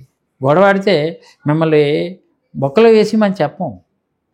మా ఇద్దరం గొడవ ఆడుకున్నాం, మా వాడికి సాయం చేయండి అంటాం, అంటే కొంచెం ఫేవర్ చేయమని అంటాం అనుకుందాం. ఆ న్యాయాలు ఎలాగున్నా ఒక లాయర్ దగ్గరికి వెళ్ళి ఒక మర్డర్ చేసిన వాడు వెళ్ళేప్పుడు నీకు ఎందుకురా నేను ఆదుకుంటాను అంటాడు. ఒక ప్రజాప్రతినిధిగా అధికార పక్షంలో ఉండేవాడు మా కార్యకర్త మేము వచ్చేటప్పుడు మా వాడికి న్యాయం చేయంటారు. అధికారిని అలాగే ఉపయోగించుకోవాలి. బట్ అధికారులు ఇప్పుడు అయిపోయారంటే ఓవర్ యాక్షన్కి వెళ్తే ఏమిటి పలానా వాడు ఎలా చేస్తున్నాడు, వినాయక్ ఏమో ఎలా చేస్తాడు కాబట్టి వినాయకుని మనం గట్టిగా మట్టియాలంటే అని అంటే మీకున్నది మీకు ఉంటుంది, అది ఏదో రోజున చూపిస్తుంది. అంచేత ఆ పరిస్థితులు ఇప్పుడు కొంతమంది అధికారులు అత్యుత్సాహం చేస్తూ మీకు ఒక ఎస్పీ రేంజ్లో మొన్న జరిగినటువంటి ఎస్పీ వెళ్ళి పులివెందులకు సంబంధించినటువంటి అది వాటర్స్ని వెళ్ళివ్వకున్న ఇళ్లలోకి వెళ్ళి ఎస్పీ ఒక సిఐని పంపించాలా, డిఎస్పీని పంపించాలా, జడ్పీటీసీ పులివెందుల జడ్పీటీసీ ఓట్లు వేయకుండా అత్యుత్సాహం ప్రకటిస్తున్నటువంటి వాళ్ళ మీద డెఫినెట్గా ఆ కాస్ట్ ఇవ్వాలా. అందుకనే ఎవరికి ఇంజస్టిస్ జరిగిందో first of all you have to put up your ఏదైతే కేసు ఉందో అది దానికి సంబంధించినటువంటిది ఇమీడియట్గా మీ డిజిటల్ లాగ్లోకి వచ్చి లాగ్ చేయండి, చేసి ఇమ్మీడియట్ పంపించండి. మనం డెఫినెట్గా ఎవరైతే మీకు ఉన్నారో అది పూర్వాపరాలు అన్ని పరిశీలించి మనం వాళ్ళ మీద అంటే ఇప్పుడు రెడ్ బుక్ కి కౌంటరా సార్ ఇది? రెడ్ బుక్ కౌంటర్ అని కాదండి, అడ్డుగోలుగా కొంతమంది అత్యుత్సాహం ప్రకటిస్తూ ప్రభుత్వం నాయకుల దగ్గర ప్రాపకం కోసం తర్వాత ఉద్యోగం పోయినా పర్వాలేదు ఇప్పుడు ఉన్నప్పుడు మనం ఎలా చేసుకుందాం అని కొంతమంది చేస్తున్నటువంటి ప్రక్రియనే ఈరోజు మా దగ్గర మా ఎలమంచిలి కాన్స్టిట్యున్సీ ఉంది. ఇప్పుడు ఎలమంచిలి ఇష్టారాజ్యంగా గ్రావెల్ పట్టుకెళ్ళిపోతున్నారు. ఇష్టారాజ్యం ప్రతిరోజు ఏ లారీలు వెళ్తున్నాయి లారీ నెంబర్తో ఫోటోలు పెడుతున్నాం. మీడియా మళ్ళీ ఎక్కడ క్వారీ అనాథరైజ్డ్ క్వారీ జరుగుతుందో లొకేషన్ పెడుతున్నాం. లొకేషన్ పెట్టి ఇవన్నీ కూడా మేము ఏడీ విజిలెన్స్ వాళ్ళకి ఫార్వర్డ్ చేస్తున్నాం, డిఎస్పీ ఫార్వర్డ్ చేస్తున్నాం, ఎంఆర్ఓకి ఎస్ఐలకి ఫార్వర్డ్ చేస్తే ఎస్ఐ అంటాడు మైండ్స్లో వచ్చి మాకు అప్పచెప్తే కానీ మేము రైట్ లేదంటారు. ఒక అక్రమంగా ఒక అన్యాయంగా ప్రభుత్వ కష్టపడైన ప్రభుత్వంలో ఉన్నటువంటి వాళ్ళు అధికారంలో ఉన్నటువంటి అధికారులు వాళ్ళ దగ్గర మైనింగ్ అక్రమ మైనింగ్ జరుగుతుందంటే వాళ్ళు వచ్చి ఇమ్మీడియట్ సీజ్ చేయాలి. లేదండి ఏడీ వాళ్ళు వచ్చి చెబితేనే కానీ చేయడానికి లేదంటారు. ఆ మైనింగ్ వాళ్ళు అడిగితే మాది కాదండి ఏడీ విజిలెన్స్ వాళ్ళు వచ్చి చెప్పాలండి మైనింగ్ జరిగినా అంటారు. ఆ విజిలెన్స్ వాళ్ళు అడిగితే డెఫినెట్గా అంటే నేనేం విజయనగరం నుంచి రావాలండి మా స్టాఫ్ లేరు, నేను ఇప్పుడు ఎక్కడున్నాను, రేపు కానీ ఎల్లుండి కానీ పంపిస్తాను. ఈ లోపల క్వారీలు అన్నీ తరలి వెళ్ళిపోతున్నాయి. అలా అక్రమ మైనింగ్ ఇప్పుడు జరుగుతుంది అంటున్నారు. మరి మీరు చోడవరం ఎమ్మెల్యేగా ఉన్నప్పుడు గత 5 ఏళ్ళు ఎక్కడ అక్రమం లేదండి, మా దగ్గర ఉన్నప్పుడు అస్సలు అక్రమ మైనింగ్ లేదు. అంతకుముందు 2014 ఉంటే అది అన్ని కంట్రోల్ చేస్తాం. ఒక టైర్ బళ్ళు ఎక్కడైతే లోకల్ కన్స్ట్రక్షన్ అవుద్దో అక్కడ వరకు శాండ్ తెచ్చుకోని కానీ అంచేత 5 ఏళ్ళు అక్కడ శాండ్ అక్కడ రానివ్వలేదు. కానీ రాజమండ్రి నుంచి కొనుక్కోవడం తప్ప మా దగ్గర లేదు కదండి. ఈ రాజకీయాలు అనేది పక్కన పెడితే కళల మీద మీకు బాగా ఆసక్తి ఎక్కువ అనుకుంటాం కదా సార్. మీరు ఇందాకనే చెప్పారు చిన్నప్పటి నుంచి నాకు మా నాన్నగారు రైటరు. ఒకవేళ రాజకీయ నాయకుడు అవ్వకపోతే మీరు కళాకారుడు అయ్యేవారా లేదంటే టీచర్ అయ్యేవారా సార్? ఎందుకంటే మీరు తెలుగు కూడా చేసి టీచర్ ఉద్యోగం కూడా వచ్చింది. 98 డిఎస్సి రాస్తే మొన్న వచ్చినట్టుంది. అది అప్పుడు కూడా ఓసీబీసీ అనే దీనిలో అక్కడ ఆపేశారు. ఓసీబీసీ అని చెప్పి నన్ను తోసేశారు. ఇప్పుడు ఏంటంటే మళ్ళీ జగన్మోహన్ రెడ్డి ఉండేటప్పుడు అవకాశం వచ్చింది కానీ ఇంక జాయిన్ అవ్వలేదు. అప్పుడు ఎమ్మెల్యేగా ఉన్నాను. అదే ఏమయ్యేవారు సార్ రాజకీయ నాయకుడు అవ్వకపోయి ఉంటే? నేను డెఫినెట్గా రైటర్ అయ్యేవాడినండి. స్క్రిప్ట్లు అవి రాస్తుంటారు సార్? రాసేవాడిని, కవితలు అవి రాసేవాడిని చాలా. ఏదైనా చిన్నప్పుడు ఎప్పటి నుంచి మొదలు పెట్టారు మీరు కవితలు? 8th క్లాస్ నుంచి అండి. ఏమైనా రాసిన కవిత గుర్తుందా? ఎవరు ఫస్ట్ కవిత ఏమైనా గుర్తుందా సార్ రాసింది? ఫస్ట్ చాలా ఉన్నాయండి. జనరల్గా నేను ఆసుగా కొన్ని చెప్తాను. అప్పుడు నాకు ఒక కవిత యూనివర్సిటీలో గొల్లపూడి మారుతిరావు గారు ఆ రోజు వచ్చారు. యువవాణిలో కూడా ఇది వచ్చింది. అప్పుడు ఆకాశవాణి టీవీలో కానీ ఇప్పుడు ఓ నిరుద్యోగి జోగి కావాలని ఇంటింటికి వెళ్ళినట్లు ఉద్యోగం రావాలని ఇంటర్వ్యూకి వెళ్ళావు. ఓ నిరుద్యోగి జోగి కావాలని ఇంటింటికి వెళ్ళినట్లు ఉద్యోగం రావాలని ఇంటర్వ్యూలకి అందావు. కాలింటికి వస్తుందని చూసావు ఆలాపనతో ఆగరాగరా అన్వేషణ తెగరా అదిగోరా రైలు పట్టాలు అదిగోరా నీ పట్టాను పట్టరా రైలు కింద పెట్టరా నీ పట్టా కన గట్టిరా భిక్షగాడి ముష్టిరా అని రాశాను. అంటే ఉద్యోగం సార్ చదువుకున్నప్పుడు 10th క్లాస్ సమయంలోనే రాశాను. రాస్తే అది బెస్ట్ రైటర్గా ఇచ్చారు. అలాగే ఆ స్క్రిప్ట్లు రాయడం కవితలు రాయడం ఇవన్నీ ఇప్పుడు అన్ని సాహిత్యం మీద బాగా మక్కువ పెంచేశారు. బాగా ఎప్పుడు కొంచెం ఎందుకు అంటే నేను ప్రతిదీ కూడా పాటలో తాలూకు భావాన్ని అన్ని కూడా మీరు ప్రాస ఎక్కువ వాడుతుంటారు. ఎక్కువ అంటే తెలుగు భాషలో మనం చూసుకుంటే కనుక ప్రాస గొప్పతనం అదే ఏదైనా సరే. కానీ ఆ ప్రాసని ఇప్పుడు తెలుగు భాషని మర్చిపోతున్నారు. ప్రాస అనేది లేదు. మీరు పొలిటికల్ ఉపన్యాసాలు చేసినా ప్రాస వాడతారు, మామూలుగా అసెంబ్లీలో మాట్లాడినా ప్రాస వాడతారు. ప్రాస వాడాలని వాడడం కాదండి, ప్రాస కాదు. ప్రాస కానీ దాని మీద ధ్యాస కానీ లేదంటే భాష కానీ లేదా నేను వినిపించే ఘోష కానీ దాని మీద దృష్టి పెట్టి మాట్లాడను. జనరల్ యాదృచ్ఛికంగా పదజాలం అలా పడుతుంటుంది అంతే. అంటే అలవాలుగా అలా ఎలా వచ్చింది సార్ మీకు? అది అలా అది మరి ఎలా నాకు తెలియదండి. ఆటోమేటిక్గా అంటుంటారు ఏంటి అలా మాట్లాడుతుంటానా అని అనిపిస్తుంటుంది అంతే. ఏదైనా మాట కానీ పాట కానీ రసజ్ఞత ఉన్నటువంటి వాళ్ళని కొంచెం బాగా దగ్గర చేస్తుంది వినాయక్ గారు. వాస్తవానికి మాట మంచితనం, పాట తీయదనం, అవునన్నా కాదన్నా సరే మనుషుల కన్నా మనసుల దగ్గర చేస్తుంది. అందుకని ఎవరైనా సరే మనం తెలుగు వాళ్ళం కాబట్టి తెలుగు సాహిత్యాన్ని పోషించుకోవాలి, తెలుగు సాహిత్యాన్ని ఆదరించాలి, తెలుగు సాహిత్యాన్ని కాపాడుకోవాలి. కాపాడుకుంటే దానిలో ఎంతో మన సంస్కృతి, మన కృతి, మన శృతి, ఒక రకంగా మన భృతి, ఇవన్నీ కూడా భాషా విధానం వల్లే చాలా వరకు మనకి దక్కుతాయండి. అంచేత దాని మీద మక్కువ ఉండాలా, అవునన్నా కాదన్నా భాష పట్ల ప్రేమ అభిమానం అనేది ఎక్కువగా ఉండాలా. అలానే పరాయి భాష మీద తక్కువ ఉండాలని నేను కోరును, కానీ అది కూడా నేర్చుకోవాలి. ఎందుకంటే మనం ఫస్ట్ బేసిక్గా తల్లి లాంటి తల్లి కదా, మాతృభాష అనేది తల్లి లాంటిది. మిగిలినటువంటి భాషలు ఏవైనా సరే మనకి ఏదో కొంచెం ఉపయోగపడతాయి అంతే, స్నేహితులు లాంటివి అవి. అందుకని భాష పట్ల ఎంత మక్కువ ఉంటే అంత అటాచ్మెంట్ ఉంటుంది. సపోజ్ మీకు భాష పట్ల కొంచెం ఇంట్రెస్ట్ ఉంటే ఇంకా మంచిగా మాట్లాడాలి, ఇంకా దగ్గరగా ఉండాలి అని అనిపిస్తుంది. మనిషిని దగ్గర చేసేది మాటే తప్ప ఇంకేముంటుందండి. అలాగే మనకి మనసుకి లాలన, మనసుకి స్వాతంత్రం కలిగించేది పాటే తప్ప ఇంకోటి ఏముంటుంది. ఈ ఏదైతే స్క్రిప్ట్ పద్యాలు రాయడం కావచ్చు, కవితలు రాయడం కావచ్చు, ఇదేనా సార్ లేదా పాటలు కూడా పాడేవారు మీరు? పాటలు పాడేవాడినండి. పాటలు ఓన్గా పాటలు కూడా రాశాను. ఏదైనా ఒకటి గుర్తు చేసి మా కోసం పాడండి. ఒక ప్రేమికుడు తను ఎక్కడికో ఇంటర్వ్యూకి వెళ్ళిపోతూ ఎక్కడికో వెళ్ళి వచ్చేసరికి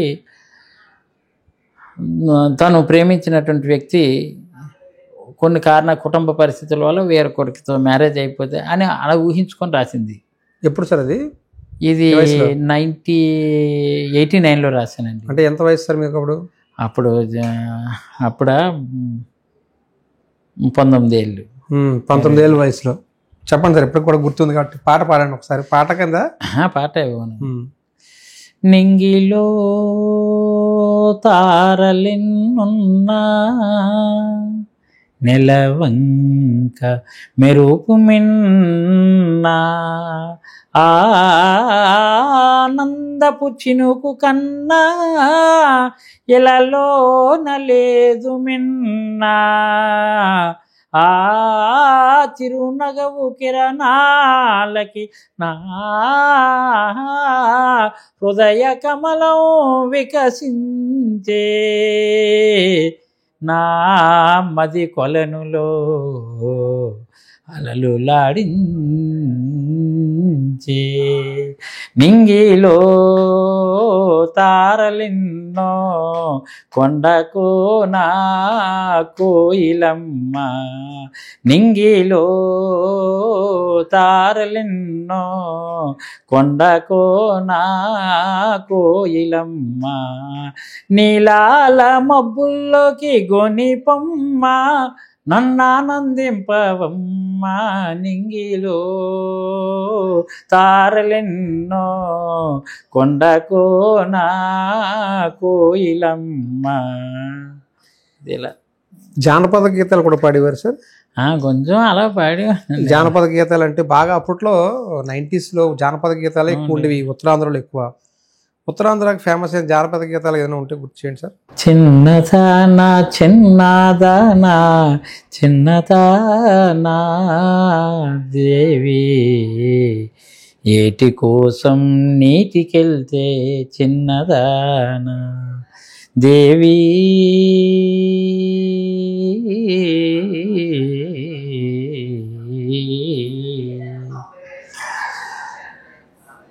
పాడి పంటలు పండుతుంటే ఎంతగానో, పసిడి కూనలు పచ్చదనములు ఉలికించే వయ్యారి నడకలు, చిన్నదానా చిన్నదానా చిన్నదానా దేవి. మీకు ఇక్కడ ఉత్తరాంధ్రలో చూసుకుంటే శ్రీకాకుళంలో ఒక యాస ఉంటుంది, విజయనగరంలో ఒక యాస ఉంటుంది, విశాఖపట్నం రూరల్లో ఒక యాస ఉంటుంది. శ్రీకాకుళం విజయనగరం యాసలో ఏమైనా ఉన్నాయా సార్ మీకు తెలుసున్న పాటలు, జానపద గీతాలు కానీ పాడే అవి ఎప్పుడు అలవలుగా ఉండేవి కానీ? అంటే అంటే ఒకటండి, అంటే ఇవన్నీ ఎప్పుడో 30 సంవత్సరాలు ఇప్పటికి ఇప్పుడు 55 ఏళ్ళు వచ్చాయి నాకు. ఇవన్నీ ఒక 30 సంవత్సరాల క్రితం జరుగుతున్నటువంటి మాటలు. అవన్నీ చాలా ఉన్నాయి నావి. అంటే ఒక పాట చాలా శక్తివంతమైంది. మాట కంటే కూడా పాట ద్వారానే జనంలోకి బాగా వెళ్ళే అవకాశం ఉంటుంది. అది ఏ పాట అయినా సరే, అది ఇప్పుడు సినిమా పాట అవ్వచ్చు, జానపద గీతం అవ్వచ్చు.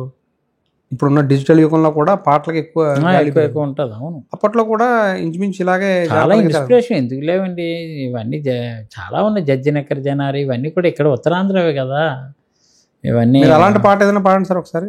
ధన్యులమయ్యా నిజము గత జన్మ జన్మల ఫలము, నర జన్మమెత్తిన మనము ధన్యులమయ్యా నిజము, మంచిదేదో చెడుగదేదో ఎంచి చూసే మంచి జన్మ, మంచిదేదో చెడుగదేదో ఎంచి చూసే మంచి జన్మ, సత్యమేదో అసత్యమేదో సత్యమేదో అసత్యమేదో నిరూపమ చేసే మనుజుల జన్మ, ధన్యులమయ్యా నిజము గత జన్మ జన్మల ఫలము, నర జన్మమెత్తిన మనము ధన్యులమయ్యా నిజము.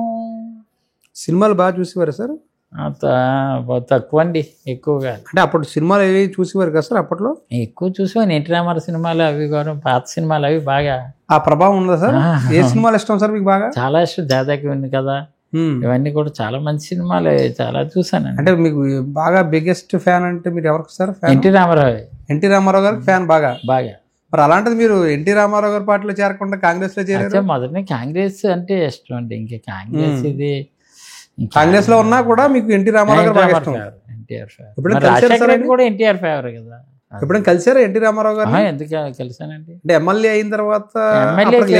లేరు, ఎమ్మెల్యే కాకముందు కలిసాను స్వయంగా కలిసి. ఎప్పుడు సార్ ఆ సందర్భం? 94 అండి, 94. అప్పటికి ఇంకా సీఎంగా ఉన్నారు. అప్పటికి సీఎం అయ్యారు. సీఎంకి ముందర కూడా కలిసాను, 93లో కూడా కలిసాను. అప్పుడు కూడా సీఎం. ఎలా, ఏ సందర్భం ఏంటి సార్ అప్పుడు కలవడానికి? అప్పుడు వెళ్ళడానికి ఆయన ప్రతిపక్ష నాయకుడిగా ఉన్నారండి. లక్ష్మీపార్వతి మ్యారేజ్ అది అయినప్పుడు అప్పుడంతా నేను కలిసానండి.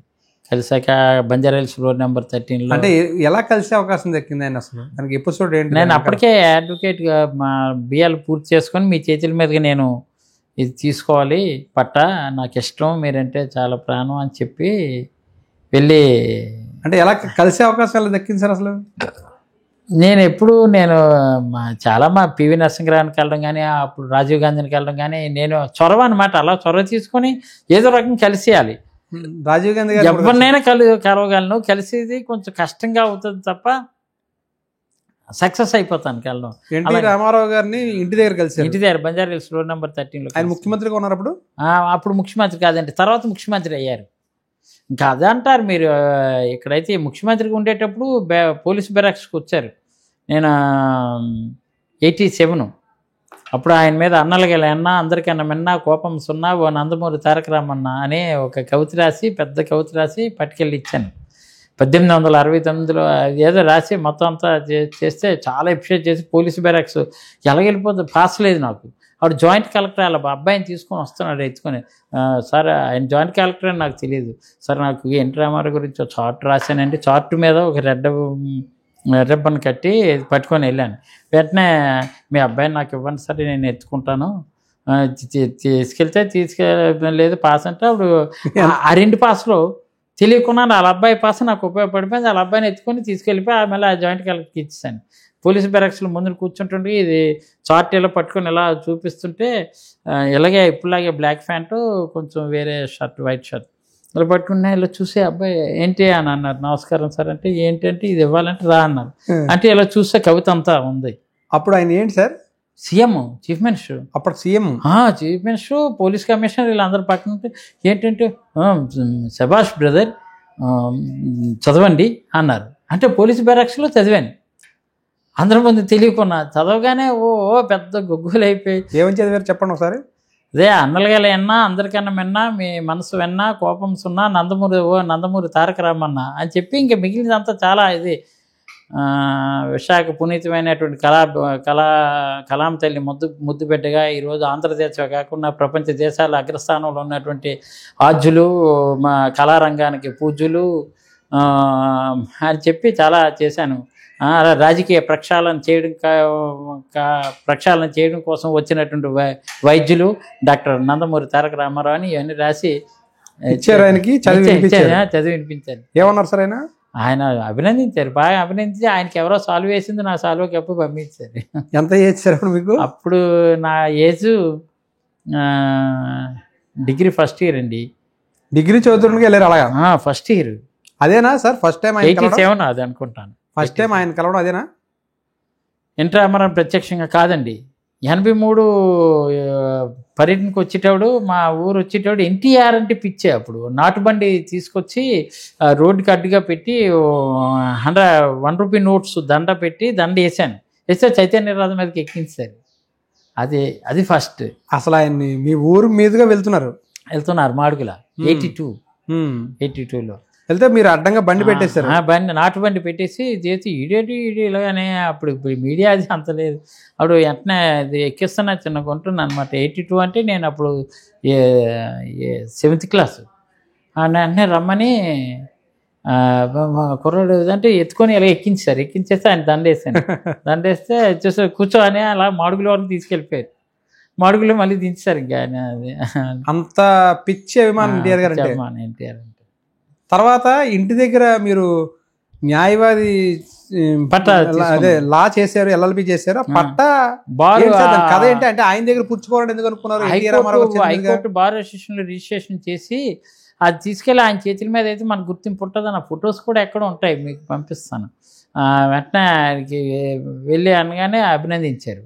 అంటే ఎలా వెళ్ళగలిగారు అంటే ఇప్పుడు సాధారణంగా అప్పటికైనా ఒకసారి ముఖ్యమంత్రి చేస్తున్నట్టున్నారు. అలాంటి వ్యక్తిని కలవాలి అంటే ఆయన ముఖ్యమంత్రి కూడా ఆ సమయంలో కలవాలి అంటే అది కూడా ప్రతిపక్షంలో ఉన్నా కూడా అది అప్పుడే కొత్తగా ఏంటంటే లక్ష్మీపార్వతి ఆయన 89-94 మధ్యలో ఆయన ప్రతిపక్షంలో ఉన్నారు. ఆయన ఇంటి దగ్గర ఉండేవారు బంజారా హిల్స్ రోడ్ నెంబర్ 13లో. నేను వెళ్ళి కలిశాను. అంటే అపాయింట్మెంట్ తీసుకున్నారు సార్? అపాయింట్మెంట్ అది లేదు, అలా ఇప్పుడు ఫోటోలు అవి తీసుకుని ఎందుకో అక్కడ వాళ్ళిద్దరితో అందరితో ఫోటో తీసుకుంటారు. లక్ష్మీపార్వతి పక్క ఎవరైనా వచ్చినప్పుడు అప్పుడు వెళ్ళి నేను అలా ఫస్ట్ డే వెళ్ళాను, అవ్వలేదు. 2వ రోజు వెళ్ళాక నెమ్మదిగా మీ అభిమానట ఇలా అప్పుడు ఇవి చెప్పాను. ఇది ఒకసారి మీరు అక్కడ ఉండేటప్పుడు ఇలా కవిత అది చదివాను, ఒకసారి ఇలా వేసాను. అబ్బాయి చాలా పిచ్చోళ్ళ ఉన్నాడని లోపల తీసుకుని వెళ్ళారు. తీసుకెళ్తే పట్టించి ఫోటో తీసి అప్పుడు సగ్గుజావు ఇచ్చారు. ఇంటి మీరు ఒక అభిమానికి ఇంట్లోకి వెళ్తే సగ్గుజావు ఇచ్చారు మీకు? ఇచ్చారు. ఆ తర్వాత లా పట్ట ఆయన చేతుల మీద తీసుకున్నారు సార్? తీసుకుని ఇక్కడ గాజువాకలో ప్రాక్టీస్ కూడా 3 ఏళ్ళు చేశాను. కానీ పార్టీ అయితే నేను తెలుగుదేశం ఎప్పుడు లేదు, కానీ పార్టీ పరంగా బాగా అభిమానం. నిజంగా అంటే ఆ రోజు ఎన్టీఆర్ చేతుల మీదుగా మీరు లా పట్ట తీసుకోవడం ఎలా అనిపించింది సార్ నిజంగా? అమ్మో అదొక ఆయన చూస్తే రకంగా ఒక గ్లో, ఇది ఒక దేవుడనే ఫీలింగ్ అంతే. ఏం మాట్లాడారు సార్ మీతో అప్పుడు ఆయన? రా బ్రదర్ కూర్చోండి, తమరు లా చేశారా అని చెప్పి బాగా వృద్ధిలోకి రావాలి మీరు అని అలా అభినందించారు. అలా చేశారు. మీరు పాత సంఘటనలు గుర్తు చేశారు సార్? మీరు మా ఊరికి వచ్చా 7th క్లాస్ చదువుతున్నప్పుడు బండి అడ్డు పెట్టాను. అది ఆయనకి గుర్తులేదు, కానీ నాకు చెప్పగానే కరెక్ట్ గుడ్ ఇలా ఎంతోమంది ఆంధ్రదేశంలో ఉన్నారు మా పట్ల మీలాంటి వాళ్ళు అని అన్నాడు. ఒక్క మాట మాట్లాడినా చాలా ఆయనతో మీకు. అంతే. ఎలా ఆ తర్వాత మళ్ళీ కలిసారు సార్? మళ్ళీ ఇంకా తర్వాత కలవలేదండి, ఆయన కలవలేదు. ఎన్టీఆర్ గారు అంటే పిచ్చి అభిమానం కదా సార్. ఆయన సినిమాలోనే ఏకపాత్రాభినయం ఉండే డైలాగ్ కావచ్చు, లేదా మీకు బాగా నచ్చిన డైలాగ్ ఏదైనా ఉంటే చెప్పండి సార్. అతల వితల పాతాలలో ఒక సకల విద్యుండున్నాయి ఇలాగ అది ఉండి డైలాగులు అన్నీ మర్చిపోయాను సార్, చాలా ఉండే. పౌరాణికంగా మీరు స్టేజ్ ఎక్కి నాటకాలు వేసినప్పుడు కానీ, లేకపోతే అసెంబ్లీలో ఎమ్మెల్యేగా మీరు సాంస్కృతిక కార్యక్రమంలో పాల్గొన్నప్పుడు కానీ ఏమైనా గుర్తున్నాయా సార్ ఏమైనా డైలాగులు? అదే ఇది అన్నమయ్య అదిగో వాళ్ళదిగో పాడి అది యాక్ట్ చేసింది. అది ఒకసారి రెండు లైన్లు పాడండి సార్. అదివో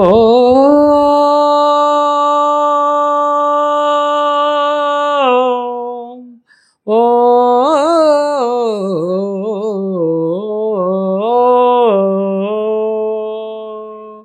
అదివో అల్లదివో శ్రీహరివాసము, అదివో అల్లదివో శ్రీహరివాసము, 10,000 శేషుల పడగలమయము, అదివో అల్లదివో శ్రీహరివాసము, 10,000 శేషుల పడగలమయము, అదివో అల్లదివో శ్రీహరివాసము, శ్రీహరివాసము, శ్రీహరివాసము అని హరే.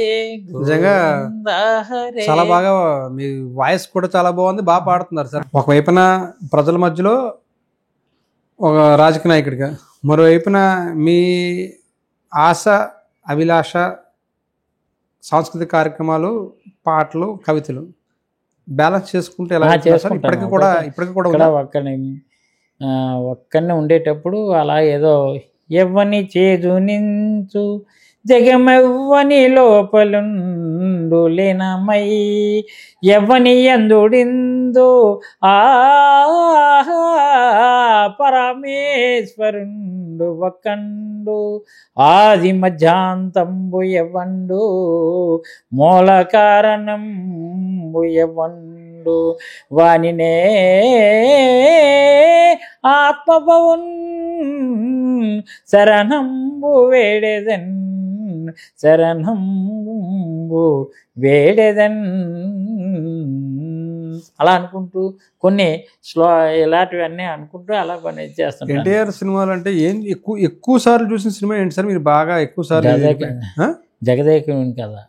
ఎన్నిసార్లు చూసుంటారు సార్ అది? అమ్మ చూసుంటానండి, 10-15 సార్లు మినిమం చూసుంటాను. తక్కువేనా? ఇంకా తక్కువ చెప్తున్నారు అంటున్నారు? లేదు లేదు, అలా ఇష్టం ఆయన అన్నీ కొన్ని చాలా. అప్పుడు అలాగే డైలాగులు ఏమైనా గుర్తులేవు సార్ ఆయన చెప్పిన? ఆయన సినిమా డైలాగులు ఏం గుర్తులేవా ఏదైనా? వినరా సోదర వీరకుమార భారత యోధుల గాథలు తందాన తన, వినరా సోదర వీరకుమార భారత యోధుల గాథలు తందాన అనే ఇవన్నీ స్వతంత్ర ఉద్యమానికి సంబంధించినటువంటిది. సర్దార్ పాపారాయుల్లో బుర్రకథ అవిని అవి ఉన్నాయి కొన్ని. రాజీవ్ గాంధీని ఎలా కలిసారు సార్? రాజీవ్ గాంధీ ఇక్కడికి పాపం చనిపోయిన ముందు రోజు, అంటే రియల్గా మేము కాంగ్రెస్ అంటే బాగా ఇదండి. కాంగ్రెస్ అంటే దేశ స్వతంత్రాన్ని తీసుకొచ్చినటువంటి కాంగ్రెస్లో ఉన్నటువంటి ఇందిరా కుటుంబం స్వార్థం అనేది వాళ్ళకు ఉండదు. నా తల్లి ప్రధాని అవ్వాలి, నా కొడుకు ప్రధాని అవ్వాలి, అలా ఈవెన్ సోనియా గాంధీ, రాహుల్ గాంధీ కూడా ఉండవు. ఆ టైపు ఆలోచనలతో ఉన్నటువంటి వాళ్ళంతా కూడా దేశ స్వతంత్రాన్ని సంపాదించినటువంటి నా తాత తండ్రుల తాలూకు పేరు ప్రతిష్టలు ఇనుముడింప చేస్తే చాలు, నా ఒక భారతీయుడిగా, ఒక బాధ్యుడిగా, లేదు అంటే ఆ కుటుంబానికి సంబంధించినటువంటి వ్యక్తిగా అనే భావజాలంతో ఉన్నటువంటి వాళ్ళు. ఎలా కలిసారు రాజీవ్ గాంధీని? ఇక్కడికి ఎలక్షన్ క్యాంపెయిన్ కోసం వచ్చారు. ఎలక్షన్ క్యాంపెయిన్కి వచ్చా, మరుసటి రోజే పెరంబదూరులో చనిపోయారు. వచ్చినప్పుడు ఆయన వస్తుంటే గురునాథరావు ఈటి విజయలక్ష్మి ఉంటే వాళ్ళ ద్వారా వెళ్ళాను. అప్పుడు వెంటనే గురునాథరావు షేక్ హ్యాండ్ ఇప్పించారు. రైల్వే న్యూ కాలనీలో మీటింగ్, రైల్వే గ్రౌండ్స్లో. అప్పుడు ఆ జీప్ పట్టుకొని ఎలా ఎక్కిన షేక్ హ్యాండ్ ఇచ్చారు. అదే లాస్ట్. మీరు రాజీవ్ గాంధీ చనిపోయిన 4 రోజుల వరకు, ఇంచుమించు 1 వీక్ వరకు కూడా చెయ్యి షేక్ హ్యాండ్ ఇచ్చాడని స్పూన్తో తినేవాడిని. ఇదేంటి చెయ్యి కూడా కడుక్కోకుండా, ఇక్కడ వరకే స్నానం చేసిన, ఇక్కడ వరకే, అంత ఇదనమాట మహానుభావుడు. అంటే మీరు కింద పైన ఏం కడగడం కూడా ఉండేది కాదు, ఆ చెయ్యి ముట్టుకోవడానికి లేదు. అలా అంత ప్రేమ, అంత 1 వీక్. అలా ఎన్ని రోజులు ఉన్నారు సార్? ఒక వారం రోజుల? 1 వీక్ ఉన్నాను. మరి స్పూన్ తోనే తినేవారు? తినేవాడిని. ఆ చెయ్యికి అడిగితే మళ్ళీ అది పోతుందని. పాపం చనిపోయారు మరుసటి రోజే. మీరు అదే ఫస్ట్ టైం కలవడం, అదే లాస్ట్ టైం కలవడం? అంతే. ఎప్పుడు అంత ఆయన ప్రధానమంత్రిగా ఉన్నారు అప్పుడు? ఉన్నారు. దగ్గరికి వెళ్తే షేక్ హ్యాండ్ ఇచ్చి మాట్లాడారు? చాలా షేక్ హ్యాండ్ ఇచ్చారు, అంతే. మాట్లాడలేదు. అటెండ్ ర్యాలీ నడుస్తుంది, థ్యాంక్ యూ అని చెప్పారు, గుడ్ లక్ అని అన్నారు, అంతే. 2 పదాలు. మర్నాడు ఆయన మరణ వార్త వినగానే చాలా మేము పూర్ణ మార్కెట్ దగ్గర పెద్ద ధర్నా చేసి చాలా బాధ అనిపించింది. 2029 ఎలక్షన్స్లో వైఎస్ఆర్ కాంగ్రెస్ పార్టీ ఏ విధంగా బలంగా ప్రజల్లోంచి మళ్ళీ పడిలేచిన క్యారెక్టర్లా లేవబోతుందంటే ఏం చెప్తారు? చాలా మార్పులు గత పాలనలో ఉన్నటువంటివి విధానాలు మనకి కొంత చేదు అనుభవాన్ని కొన్ని ఇచ్చాయి.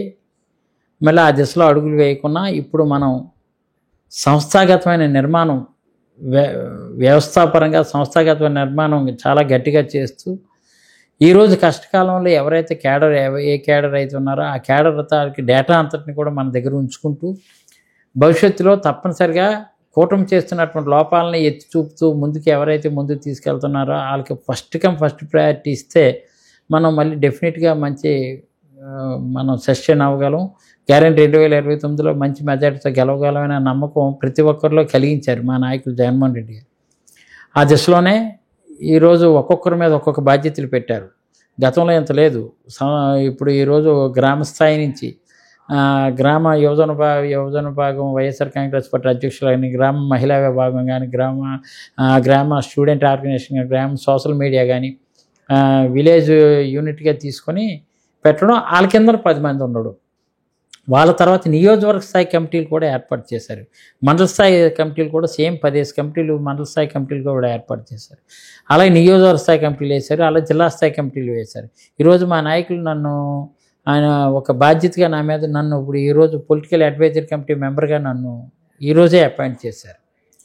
ఒక నమ్మకం, ఒక విశ్వాసం. అత్యంత సీనియర్గా ఉన్నటువంటి నాలాంటి వాళ్ళకి తగిన గుర్తింపు ఇచ్చి ఇలాంటి వాళ్ళ సలహా కూడా తీసుకునే పొలిటికల్ అడ్వైజరీ కమిటీ అంటే మనకి కాంగ్రెస్ పార్టీలో సిడబ్ల్యూసీ ఎలాగో లేదా టీడీపీలో పోలిట్ బ్యూరో ఎలాగో మాకు పిఎస్సీ అలాంటిది. పొలిటికల్ అడ్వైజరీ కమిటీలు కూడా నన్ను తీసుకొని అలాగేంటంటే ఎక్కడున్నా సరే జాగ్రత్తగా పార్టీని పదిలంగా మేము అందరం కూడా పార్టీలో భాగస్వాములు అండి. జగన్మోహన్ రెడ్డి గారితో పాటు మేము అందరూ భాగస్వాములుగా ఉండి పార్టీని నడిపించి రేపు ఎట్టి పరిస్థితులు అధికారంలో తీసుకురావడం కోసం ఒక్కొక్కరు ఒక్కొక్క ప్రణాళిక చేసుకుంటూ నాయకుడి ముందు ఉంచి అదంతా స్టేట్ వైడ్గా ఇంప్లిమెంట్ చేస్తాం. ఈరోజు యూరియాపై మేము ధర్నా చేసాం. ఇక డెఫినెట్గా కొంత ప్రజా వ్యతిరేకత ఇప్పుడున్నటువంటి కూటమి ప్రభుత్వంపై వచ్చినట్టు క్లియర్ తేటతెల్లం అవుతుంది. లేకపోతే యూరియా కోసం క్యూలో నిలబడినటువంటి రోజులు ఎప్పుడూ లేవు. అలాగే యూరియా కోసమే కాకుండా ఉల్లి కానీ టొమాటో కానీ గిట్టుబాటు ధర లేక వీధిన పడిపోతున్నటువంటి పరిస్థితులు కానీ ఇవన్నీ బయట పెట్టాం. రైతు పోరని పెట్టి ఆ కార్యక్రమం చేసాం. అది కూడా జరిగింది. అలాగే మీకు చూసుకోండి, ఎక్కడైనా కొన్ని ఏవైతే మేము లేవనెత్తామో వాటి మీద తక్షణమే వాళ్ళు స్పందించే ఇగో వీళ్ళు కావాలని క్రియేట్ చేస్తున్నారని అన్నారు. కానీ ఇప్పుడు అసెంబ్లీ చాలా పేలవంగా సాగుతుంది. వాళ్ళు విమర్శించుకునే పరిస్థితులు తీసుకొచ్చేసరి వాళ్ళకే మొన్న బోండా ఉమాకి పవన్ కళ్యాణ్కి జరిగినటువంటి ఎపిసోడ్ కానీ, నాదెండ్ల మనోహర్కి గోరెంట్ల బుచ్చి చౌదరికి జరుగుతున్నటువంటి ఎపిసోడ్ కానీ ఇవన్నీ కూడా వాళ్ళ లోపాలు ఉన్నాయని తెలుసు, బయటికి చెప్పలేకపోతున్నారు. కానీ ఇప్పుడు ప్రతి క్యాడర్ సీనియర్ కూటమిలో ఉన్నటువంటి సీనియర్లు యనమల రామకృష్ణ అవ్వచ్చు, ఇక్కడ గంటా శ్రీనివాస్ అవ్వచ్చు, లేదు ఈవెన్ అశోక్ గజపతి అవ్వచ్చు, ఇలాంటి వాళ్ళు కొండ్రు మురళి ఇలాంటి వాళ్ళు అవ్వచ్చు, ఇలాంటి వాళ్ళు అందరూ కూడా చాలా నిరాశ నిస్పృహతో ఉన్నారు. సీనియారిటీ ప్రయారిటీ లేదు. సార్ ఇదే కూటమి 2029లో కలిసి మళ్ళీ ముగ్గురు పోటీ చేస్తే వైఎస్ఆర్సీపీకి అధికారం వస్తుందంటారా? 100% వస్తుందండి. ఏం లేదు, వీళ్ళు చూస్తారండి. వీళ్ళ తాలూకు బదవి ఎలా ఉంటుంది, వీళ్ళ తాలూకు తీరు ఎలా ఉంటుంది, వీళ్ళ తాలూకు పనితీరు ఎలా ఉంటుంది చూస్తారు. డెఫినెట్గా గ్యారంటీగా మనకి